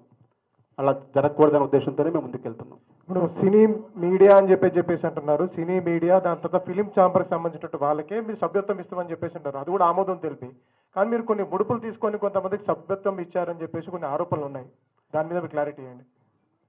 ఇది ట్విన్ టవర్స్కా? మేము ట్విన్ టవర్స్కి బుకింగ్ స్టార్ట్ చేసిందే మొన్నండి. మా దగ్గరకు వచ్చింది సుమారు ఇంకా ఈ యొక్క గొడవల వల్ల చాలా మంది వచ్చేసి మేము రెడీగా ఉన్నారు, కానీ హెచ్ఎండిఏ పర్మిషన్ వచ్చిన తర్వాత కడతామన్నారు. మాకు వచ్చిన సభ్యులే ఒక 10-15 మంది మాత్రమే. మేము ఇంతవరకు ముడుపులు తీసుకునేంత లేని కూడా లేదండి. మాకు ఇప్పుడు కూడా అవసరం కూడా లేదు. అలా ముడుపులు తీసుకుందామని చెప్పి వస్తే ఇక్కడికే వచ్చి మాట్లాడవచ్చు, డైరెక్ట్గా ఇక్కడే వచ్చి నీకు ఇంత ఇచ్చామని చెప్తే మేము దానికి మీ ముందే నేను దానికి సమాధానం కూడా చెప్తాను, క్లారిటీ కూడా ఇస్తాను. ఏంటి సార్? 160 ఫ్లాట్లు రిజిస్ట్రేషన్ చేయకుండా మేము ఆపలేదు సార్. గౌరవ న్యాయస్థానం ఏం చేసిందంటే, ఎన్ని కంప్లైంట్స్ ఇలా వస్తూ ఉంటే, ఇప్పుడు మీరు అన్నారు కదా ఇందాక 300 ఫ్లాట్లు అక్రమంగా రిజిస్ట్రేషన్ చేశారు ఇవన్నీ అని, అది అలాట్మెంట్లు మీరే తీసేసి మీరే చేశారని చెప్పేసి అప్పుడు మా డీసీఓ గారు ఒక రిపోర్ట్ ఇవ్వడం వల్ల వీళ్ళందరూ సభ్యులందరూ కోర్టుకి వెళ్ళడం వల్ల కోర్టు ఏం చేసిందంటే, రిజిస్ట్రేషన్ డీసీఓ వాళ్ళే పర్మిషన్ ఇస్తారు, మీకు అంత వెరిఫై చేస్తారు, వాళ్ళ సినీ నెంబరా కాదా, వాళ్ళు ఎలిజిబుల్ మెంబరా కాదా, ఈ అభియోగాల్లో వాళ్ళు ఉన్నారా, మీరు నిజంగా ఇప్పుడు సార్ చెప్పినట్టుగా డబ్బులు తీసుకొని నాన్ సినీ వర్కర్స్కి ఏమన్నా రిజిస్ట్రేషన్ చేస్తున్నారా, అవన్నీ కూడా పరిశీలించే అధికారం వారికి ఇచ్చింది. వారు ఫైనల్ చేసి మాకు లిస్ట్ ఇస్తే ఆ లిస్టు మాత్రమే మేము రిజిస్ట్రేషన్ చేయాలి. మేము 2023 జనవరి చిరంజీవి గారు మీరు ఇక్కడ ఎంఏజీలు ఓపెన్ చేసిన రోజు నుంచి ఈ రోజు వరకు మేము సొంతగా ఒక్క రిజిస్ట్రేషన్ కూడా చేయలేదు. కోఆపరేటివ్ డిపార్ట్మెంట్ అధికారులు ఎవరికైతే అలాట్ చేస్తారో వారు వీళ్ళకి రిజిస్ట్రేషన్ చేయండి అని పర్మిషన్ ఇస్తే మాత్రమే మేము రిజిస్ట్రేషన్ చేసామే తప్ప వ్యక్తిగతంగా మాకు మేము పోయి సార్ చెప్పినట్టుగా ముడుపులు తీసుకొని పోయి మేము ఎవరికి చేసే అధికారం కూడా మాకు లేదు. సార్ ఇంకోటి ఎల్ఐజీలో ఒక కాంప్లెక్స్లో నిర్మించిన స్కూల్ ఉంది కదా సార్, దాని మీద కూడా వేరే వాళ్ళకు కట్టబెట్టాలని దానిపైన కొన్ని ఆరోపణలు, దానిపైన మీరు? మా దగ్గర సార్ క్లారిటీగా గతంలో ఇక్కడ మేము స్కూల్ పెట్టుకోవడం జరిగింది, కైరోస్ పబ్లిక్ స్కూల్ అని. కానీ ఆ స్కూల్ అగ్రిమెంట్ల విషయంలో మా దగ్గర ఏ ఒక్క సభ్యుడికి కూడా న్యాయం జరగట్లేదు. కాబట్టి ఈ కైరోస్ స్కూల్లో జాయిన్ అయ్యేంత పిల్లలు కూడా మన దగ్గర లేరు. ఆ అగ్రిమెంట్లో మనం ఇన్వాల్వ్ అవుదామంటే ఆల్రెడీ గత పాలకవర్గం అగ్రిమెంట్ చేసింది, దాంట్లో సభ్యులకు ఇచ్చే బెనిఫిట్స్ ఏమీ లేవు. ఇప్పుడు మేము పోయి అడిగినా కానీ మాకు అగ్రిమెంట్ అయిపోయింది, మాకు అధికారం ఉందని చెప్పేసి వారు మాట్లాడుతూ ఉంటాం. ఒక్క సభ్యుడికి కూడా మేము న్యాయం చేయలేకపోతున్నాం అనే భావంతో చాలా కొట్లాడుతూ ఉన్నాం. అటువంటి టైంలో మాకు చిత్రపురిలో ఎల్ఐజీలో కాంప్లెక్స్ ఉంది. మేము మౌలిక వస్తువుల కోసమే మేము అప్పుడు కట్టాం. ఆ కాంప్లెక్స్ గత 6 సంవత్సరాల నుంచి చాలా ఖాళీగా ఉంటుంది. కింద ఒక ఫ్లోర్ మాత్రమే షాపింగ్ కాంప్లెక్స్గా షాపులు ఉన్నాయి, మిగతా అంతా నిరుపయోగంగా ఉంది. అప్పుడు చాలామంది సభ్యులు కోవిడ్ టైంలో మన దగ్గరే ఒక స్టేట్ స్కూల్ పెడితే బాగుంటుంది అంటే మళ్ళీ ఆ స్టేట్ స్కూల్ పెట్టే అధికారం కూడా మనకు లేదు. ఎందుకంటే కైరో స్కూల్ వాళ్ళకి అప్పుడు స్టేట్ అండ్ సెంట్రల్ స్కూల్ పెట్టే అధికారం ఇచ్చారు. మళ్ళీ వారితో మాట్లాడి మేము స్టేట్ స్కూల్ పెడితే బాగుంటుందని చిత్రపూరి పబ్లిక్ స్కూల్ పేరు మీద మేము ఒక సంస్థ స్టార్ట్ చేసి మేమే స్కూల్ పెట్టడం జరిగింది. ఆ స్కూల్ యొక్క ముఖ్య ఉద్దేశం ఏంటంటే ఆ కాంప్లెక్స్ అంతా కూడా మళ్ళా స్కూల్కు అనుబంధంగా తయారు చేసి మౌలిక వస్తువులు అన్నీ ఏర్పాటు చేసి సుమారు ఫీజు స్ట్రక్చర్ 20,000 రూపాయలు, అంటే 20,000 నుంచి 25,000, క్లాస్కి 500, 1,000 రూపాయలు పెంచుకొని 25,000 రూపాయలు ఏదైతే టీచర్స్కి కానీ ఆ బిల్లింగ్ కానీ సరిపోయే విధంగా ఒక 10% గ్రేస్ పీరియడ్ ఉండే విధంగా ప్లాన్ చేసుకొని అంతా సభ్యులందరితో చర్చించి మేము పెట్టాం. ఆ తర్వాత ఈ మధ్యకాలంలో మేము 2 ఇయర్స్ నడిపాము. దానికి కూడా కొందరు సభ్యులు మీరు ఎలా పెడతారు, మీరు ఎందుకు పెడతారు అనేది ఒకిద్దరు ఎక్కడైనా ఉంటారు కదా, వారు ఎందుకు చేస్తారో కూడా తెలియదు. అది దానికి సపరేట్గా ఈ చిత్రపూరి కమిటీయే స్కూల్ చిత్రపూరి ఎడ్యుకేషనల్ కమిటీగా ఏర్పడి దానికి ఒక రూపకల్పన చేయడం జరిగింది. ఆ తర్వాత మన దగ్గుపాటి సురేష్ గారు వారు విజ్ఞాన జ్యోతి యూనివర్సిటీ కూడా ఉన్న విషయం మీకు తెలుసు, బాచుపల్లిలో. వారి ఈ మధ్యకాలంలో మన యూసఫ్ గూడ కానీ ఫిలిం నగర్ కానీ చాలా స్కూల్ అడాప్ట్ చేసుకొని మనకన్నా తక్కువ ఫీజులతో వాళ్ళు స్కూల్ డెవలప్ చేస్తున్నారు. అటువంటి ప్రపోజల్ మా దగ్గరకు వచ్చింది. ఇట్లాగే మన చిత్రపూరి స్కూల్ ఉంది సార్, మీరు మా పిల్లలకి ఏమైనా హెల్ప్ చేస్తారు, ఎందుకంటే అది విజ్ఞాన జ్యోతి అంటే ఒక బ్రాండెడ్, అది ఒక యూనివర్సిటీ కింద నడిచే స్కూల్. వారు సేమ్ మనతో సంప్రదింపులు జరిపిన తర్వాత మేము ఒకటే చెప్పాం, మేము ఇక్కడ పెట్టిన ఉద్దేశం ఇది సార్, మాకు ఫీజు స్ట్రక్చర్ మాకు పోయింది సార్, కైరో స్కూల్ మాకు చాలా ఇబ్బంది పెట్టింది, మేము ఇలా ఉన్నాం అంటే మేము క్లారిటీగా మా కండిషన్స్ అన్నీ చెప్పాం. మాకు ఫీజులు ఇలా ఉండాలి, మ్యాక్సిమం 30,000 దాటకూడదు, దాటాలి అంటే మళ్ళీ అన్నీ కూడా మాకు చెప్పాలి, మా కమిటీ ఆమోదం తెలుసుకోవాలి అంటే వారు క్లియర్గా అన్ని సురేష్ బాబు గారు వాళ్ళ టీం అంతా కూడా కలిపి ఈ చిత్రపూర్లో ఉండేది సినిమా వాళ్ళు కాబట్టి మేము సినిమా వాళ్ళకి న్యాయం చేస్తాం, మీరు చెప్పిన దానికన్నా ఇంకా తక్కువ ఫీజులకే నేను వాళ్ళకి మంచి ఎడ్యుకేషన్ ఇస్తాం మా విజ్ఞాన జ్యోతి తరఫున, కాబట్టి మీ చిత్రపూరి వాళ్ళు కూడా ఉంటారు కానీ నేను ఒక సర్వీస్ చేస్తానని చెప్పేసి వారు ముందుకు రావడంతో మేము కమిటీలో చర్చించాం. అదే స్కూల్లో కూడా మీటింగ్ పెట్టి పేరెంట్స్ కూడా చెప్తే చిత్రపూరి పబ్లిక్ స్కూల్ ద్వారా చాలా సమస్యలు కూడా వస్తూ ఉన్నాయి. ఎందుకంటే మేమే ఉంటే అక్కడ అంతా మన కాలనీ పబ్లికే ఉంటే మాకు ఫీజుల దగ్గర గట్టిగా ఫోర్స్ చేసినా మళ్ళీ మాకే ఇబ్బంది, మమ్మల్ని అడుగుతారా, మేము మీకు ఎంత పని చేస్తున్నాం అంత పని చేస్తున్నాం అని చెప్పేసి మేము నడపడం కూడా కష్టంగా అయ్యే పరిస్థితుల్లోకి ఏర్పడిపోతుంది. అటువంటి టైంలో ఇది మంచి పరిణామం అని చెప్పేసి మేము అందరితో కూడా మాట్లాడిన తర్వాత మళ్ళీ వాళ్ళు రెంట్ కూడా పే చేసే విధంగా ఫీజులు యాజ్ టీజ్ ఒక అగ్రిమెంట్లో క్లారిటీగా ఏదైతే కైరో స్కూల్లో ఇబ్బంది పడ్డామో అటువంటి ఇబ్బందులు లేకుండా చిత్రపూర్లో నివాసం ఉండే వాళ్ళకి నిజమైన సినీ కార్మికులకి అలాట్మెంట్ అయిన సభ్యులందరికీ కూడా ఇప్పుడున్న ఫీజుల కన్నా ఇంకా 17,000 రూపాయల నుంచి 28,000 రూపాయలు ఫీజులు పెడతామని చెప్పేసి వారు మాట ఇవ్వడం, ఇవి 2 ఇయర్స్కి 5% పెంచుతామని అలా కండిషన్లన్నీ కూడా మాట్లాడుకొని చేయడం జరిగింది. దానివల్ల బెనిఫిట్ అవుతుంది, ఒక బ్రాండ్ పెరుగుతుంది. చుట్టుపక్కల ఎక్కడా కూడా ఒక యూనివర్సిటీకి సంబంధించిన స్కూల్ ఎక్కడా కూడా లేదు. ఒక విజ్ఞాన జ్యోతి యూనివర్సిటీ అనుబంధంగా పనిచేసే సంస్థకి మేము ఇస్తున్నామే కానీ వ్యక్తిగతంగా ఎవరు ఇన్స్టిట్యూట్ కాదు, ఎవరు సొంతగా వ్యాపారం చేద్దామనే ఉద్దేశంతో దాన్ని నడపట్లేదు. ప్లస్ సొసైటీకి రెంట్ కూడా పే చేస్తామన్నారు వాళ్ళు.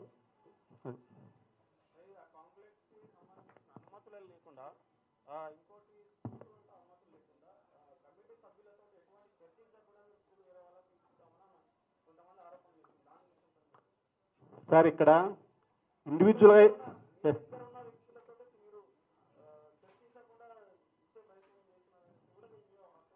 మా కమిటీ అంతా ఇక్కడే ఉందండి. మా కమిటీ అంటే చిత్రపురి కమిటీ కానీ ఎవరికాలు ఇండివిజువల్గా నేను కమిటీ నేను ఆ కమిటీ అంటే ఆ కమిటీలు ఇక్కడ అన్ని గుర్తించరండి. ఇక్కడ ఓన్లీ ఏదైతే కమిటీ ఉందో ఆ నోటీస్ బోర్డులో ఉన్న 11 మందితో జరిగేదే ఫైనల్ తప్ప నేను ఎల్ఐజీ కానీ ఈడబ్ల్యూఎస్ కానీ ఎంఐజీ కానీ హెచ్ఐజీ కానీ రోవర్స్లో కానీ మేము ఏం చేసామంటే కొత్తగా మేము వచ్చిన తర్వాత ఎక్కడెక్కడ వెల్ఫేర్ అసోసియేషన్లు ఏర్పాటు చేశాం. వెల్ఫేర్ అసోసియేషన్ యొక్క పరిధి ఏంటంటే అక్కడ ఉన్న వెల్ఫేర్ చూసుకోవడమే కానీ సొసైటీ సంస్థాగత నిర్ణయాల్లోకి వాళ్ళకి అధికారం లేదు. ఇక్కడ అధికారం ఉండేది సొసైటీకి ఉంటుంది. సొసైటీ పాలక వర్గ మీటింగ్ పెట్టుకొని దానికి సపరేట్ బైలా తయారు చేసాం. దానికి సపరేట్ కమిటీగా ఈ కమిటీ ఉంది. అది ఎవరు ప్రెసిడెంట్ అయితే నెక్స్ట్ ఓన్లీ ఇప్పుడు ప్రెసిడెంట్ కాబట్టి ఇప్పుడు నేను దానికి చైర్మన్. నెక్స్ట్ ఇంకో కమిటీ వస్తే ఆ కమిటీ ఆటోమేటిక్గా దానికి చైర్మన్ అయితే తప్ప అది నా వ్యక్తిగత స్కూల్ కాదు, అది కాదు. వాళ్ళు చెప్పే వర్షన్ ఎలా ఉంటుందంటే ఇది ఉన్న పాలకవర్గం ఓన్గా రాసేసుకుంది అంటారు. అది కాదు. నేను అటువంటి అపోహలు ఉన్నా సొసైటీ పాలకవర్గం ఆటోమేటిక్గా మారితే ఆటోమేటిక్గా అక్కడ కూడా మారిపోతుంది. అలాగే ఉంటుంది తప్ప ఇది చిత్రపురి సభ్యులకి బెనిఫిట్. కొందరు స్వార్థానికి మేము అందరినీ కూడా ఇక్కడ ఒకటే అండి నేను చెప్పేది. మీరు చెప్పేది మరలా చెప్తున్నా, మేము చెప్పేది అబద్ధమైనా నిజమైనా ఇక్కడ మీడియా ముందు ఏదో మాట్లాడారు ఏదో చేశారు అని కాదు. నేను మాట్లాడేది తప్పైతే మీ దగ్గర ఉన్న ఆధారాలతో ఇప్పుడు నేను పూర్తి ఆధారాలతో మీరు ఏం అడిగినా సరే పూర్తి ఇవ్వడానికి నేను అన్ని ఆధారాలతో వచ్చాను, ఒరిజినల్స్తో వచ్చాను ఎక్కడైనా సరే. ఎందుకంటే సొసైటీ ఇంత కష్టాల్లో ఉంది మీరు మమ్మల్ని ఆదుకోండి అని చెప్పేసి మేము ఎన్నిసార్లు అంటే గవర్నమెంట్ ఆఫీసుల చుట్టూ ఎన్నిసార్లు తిరిగామంటే మీరు ప్రతి రిప్రజెంటేషన్లో ఇచ్చాం సొసైటీ కష్ట పరిస్థితిలో ఉంది ఆదుకోండి లేకపోతే సలహా ఇవ్వండి అంటే మీ ఫైనాన్షియల్ మ్యాటర్తో మాకు సంబంధం లేదంటారు. ఫైనాన్షియల్ మ్యాటర్ ఎవరు చేసుకోవాలి? మనం ఇక్కడ కూర్చొని చేసుకోవాలి. ఈ రోజు కూడా చూడండి క్లియర్గా 147 కోట్ల డెఫిసిట్. ఈ షీట్ మారదుగా, ఆడిట్ రిపోర్ట్ మారదుగా. 147 కోట్లు రేపు మొన్న మార్చికి లోటు బడ్జెట్. సభ్యుల దగ్గర నుంచి సింపుల్ మాట అండి, లాస్ట్ సభ్యుల దగ్గర నుంచి రావాల్సింది ఈరోజు మాకు 17 కోట్లు అన్ని వసూలు అయితే రోస్ కానీ ఎంఐజీ కానీ డూప్లెక్స్. ఎందుకంటే కొంచెం మార్టిగేజ్ ఉన్న డబ్బులు బ్యాంకు లోన్ రిలీజ్ అయితేనే వస్తాయి. రిజిస్ట్రేషన్ జరగట్లేదు కాబట్టి ఆ మార్టిగేజ్ పర్మిషన్ రాలేదు కాబట్టి ఇంకా రిలీజ్ కాలేదు కాబట్టి అవి రాలేదు. 17 కోట్లు రావాలి. మేము ఖర్చు పెట్టవలసింది 164 కోట్లు. 17 కోట్లు మైనస్ చేస్తే 147 కోట్లు లోటు బడ్జెట్. ఇది ఎవరు వచ్చినా ఈ లోటు బడ్జెట్ కంప్లీట్ చేస్తూ వ్యవస్థను ముందుకు తీసుకెళ్తాను. అనిల్ లేకపోతే మేము కంప్లీట్ చేస్తాం, మా దగ్గర సోర్సెస్ ఉన్నాయి, మేము చేసేది కరెక్ట్ అని కనుక వారు భావిస్తే మేము అతి త్వరలో జనరల్ పెడతామండి. జనరల్ అందరిని ఆహ్వానిస్తున్నాం. ఆ జనరల్ మీటింగ్ అయిన తర్వాత మరొక్కసారి పత్రికా సమావేశం ఏర్పాటు చేసి అక్కడే సభ్యులందరూ తీసుకున్న నిర్ణయం ప్రకారం కనుక వారు నిజంగా వారికే అప్పచెప్పండి అంటే నేను అదే పత్రికా సమావేశం ముందే నేను ఇక్కడే మా కమిటీ వాళ్ళని కూడా అడుగుతా, మీరు ఉండాలంటే ఉండండి, నేనైతే ప్రెసిడెంట్ పోస్ట్ రిజైన్ చేస్తానని చెప్పేసి అక్కడే తప్పుకొని వారు చేస్తారంటే ఇది డైరెక్ట్గా మీరు చేస్తారంటే మిమ్మల్ని వచ్చి ప్రెసిడెంట్ చేసే అధికారం ఇక్కడ ఉండదండి. ఒక సిస్టమేటిక్గా వెళ్ళింది కాబట్టి కోఆపరేటివ్ అధికారులు జరిగేది కాబట్టి లేదు బాడీ అంతా రిజైన్ చేయండి ఎలక్షన్కి వెళ్దాం మొత్తం పనంతా కంప్లీట్ చేసే అధికారం ఉంటుంది. మొత్తం కూడా మేము కూడా సహకరిస్తాం, కేసులన్నీ విత్డ్రా చేసుకుంటాం, ఎలక్షన్కి వెళ్దాం అని చెప్పేసి ఎవరన్నా ప్రపోజల్ కనుక పెద్ద మనుషుల సమక్షంగా మాట్లాడితే అలా మేము కూడా డైరెక్ట్గా కమిటీ మొత్తం కూడా రిజైన్ చేసి మేము ఎలక్షన్కి వెళ్ళడానికి కూడా మేము సిద్ధం. సొసైటీ బాగుపడుద్ది అంటే నేను దానికి కూడా సిద్ధం. అంతేకాని వేరే వ్యక్తిగతంగా నేను ఎవరి మీద ఆరోపణలు చేయట్లేదు. నేను న్యాయస్థానం తీర్పును గౌరవిస్తా. నేను అంతిమంగా విజయంతో బయటకు వస్తా, దానికి ఏం ప్రాబ్లం లేదు. పోలీసు వారికి నేను ఎప్పటికప్పుడు సహకరిస్తాను ప్రతి విషయంలో. కానీ వ్యక్తిగత కక్షలు పెట్టుకోవద్దు దయచేసి, దానివల్ల సొసైటీ మనుగడ దెబ్బతింటుంది. వ్యక్తిగతంగా నా ఒక్కడే ఇక్కడ అనిల్ అని మీరు ఇందాక అడిగారు. నేను డే 1 నుంచి చెప్తున్నా, ఏ చిన్న సమస్య వచ్చినా నేను ప్రతి ఒక్కరితో మాట్లాడతాను కాబట్టి ఇక్కడ మౌలిక వస్తువుల విషయంలో కానీ ఎల్ఐజీ ఈడబ్ల్యూఎస్ ప్రతి ఒక్క విషయంలో కానీ పంచాయతీలు కానీ ఫ్లాట్ రాని వాళ్ళతో కూడా నేనే మాట్లాడి మీకు ఇప్పిస్తానమ్మా అని చెప్పుకుంటా వచ్చాను కాబట్టి జరిగింది. నేను కూడా అందరితో పాటు ప్రశాంతంగా ఉంటూ నేను కూడా సాయంత్రం వచ్చి పొద్దున ఇంటికి వెళ్ళిపోతే నాకు ఇవన్నీ వచ్చేవి కాదు. నాకు ఫ్యామిలీ ఉంది, నాకు మీలాంటి మిత్రులందరూ ఉన్నారు, మీ అందరితో హ్యాపీగా ఉండాలని చెప్పి నాకు ఉంటుంది. కానీ ఈరోజు అంతిమంగా పొరుగు పోయింది కానీ పబ్లిక్లో డ్యామేజ్ అయింది కానీ అంతిమంగా 36 రోజులు బాధపడ్డది కానీ నేను దాన్ని కూడా ఎవరి మీద వేయట్లేదు. దయచేసి ఇంక అంతిమంగా ఫైనల్ అనుకుందాం. సభ్యులకు బాగు చేస్తానంటే ఒక 4 రోజుల్లో జల్లబడి పెడతాం. ఆ తర్వాత ఇదే పత్రికా సమావేశం ముందు నేను చేసిన తప్పుని జల్లబడిలో ఒక నిర్ణయిస్తారు కాబట్టి ఆ తప్పు చేసిన దానికి ఏం శిక్ష అయినా సరే అనుభవిస్తూ నేను ఈ సొసైటీని తప్పుకోవడానికి కూడా సిద్ధంగా ఉన్నాను. సార్ ఇప్పుడు మీరు మాట్లాడుతూ టీఆర్ఎస్ పార్టీ ఒక్క రూపాయి కూడా ఇవ్వలేదు డెవలప్మెంట్కి. డెవలప్మెంట్కి 1 రూపాయి ఇవ్వకపోతే మీరు పార్టీలో చేరాల్సిన అవసరం ఏమొచ్చింది?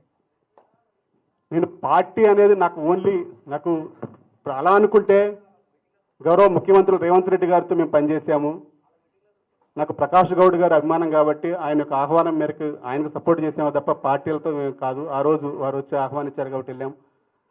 తర్వాత ఎప్పుడైనా సరే మేము నా యొక్క భవిష్యత్తు ఏంటి అనేది రేపు ఒక నెలలో తెలిపోతుంది కాబట్టి దాని తర్వాత నా భవిష్యత్ కార్యాచరణ నాకు ఉంటుంది, దాని ప్రకారం వెళ్తాం.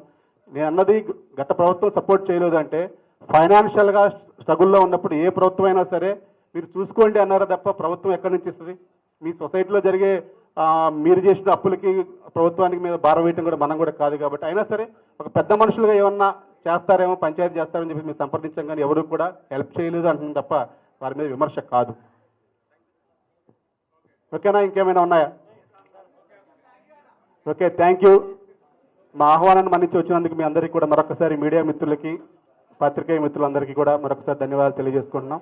ఇక్కడ వచ్చిన చిత్రపురి సభ్యులందరికీ కూడా మేము ఒకటే తెలియజేస్తున్నాం, రేపు జరగబోయే జనరల్ ఎవరైతే విమర్శిస్తున్నారో వారితో మాట్లాడండి, మీరే మాట్లాడండి. ప్రతి ఒక్కళ్ళు మీరే పెద్దలు, సభ్యులు, వారందరినీ జనరల్ ఆహ్వానించండి. వారు తీసుకునే నిర్ణయానికి మేము అంతిమంగా కట్టుబడి ఉంటామని తెలియజేస్తూ మరొకసారి మీ అందరికీ కూడా ప్రత్యేక అభినందనలు తెలియజేస్తున్నాం. థ్యాంక్ యూ, నమస్కారం.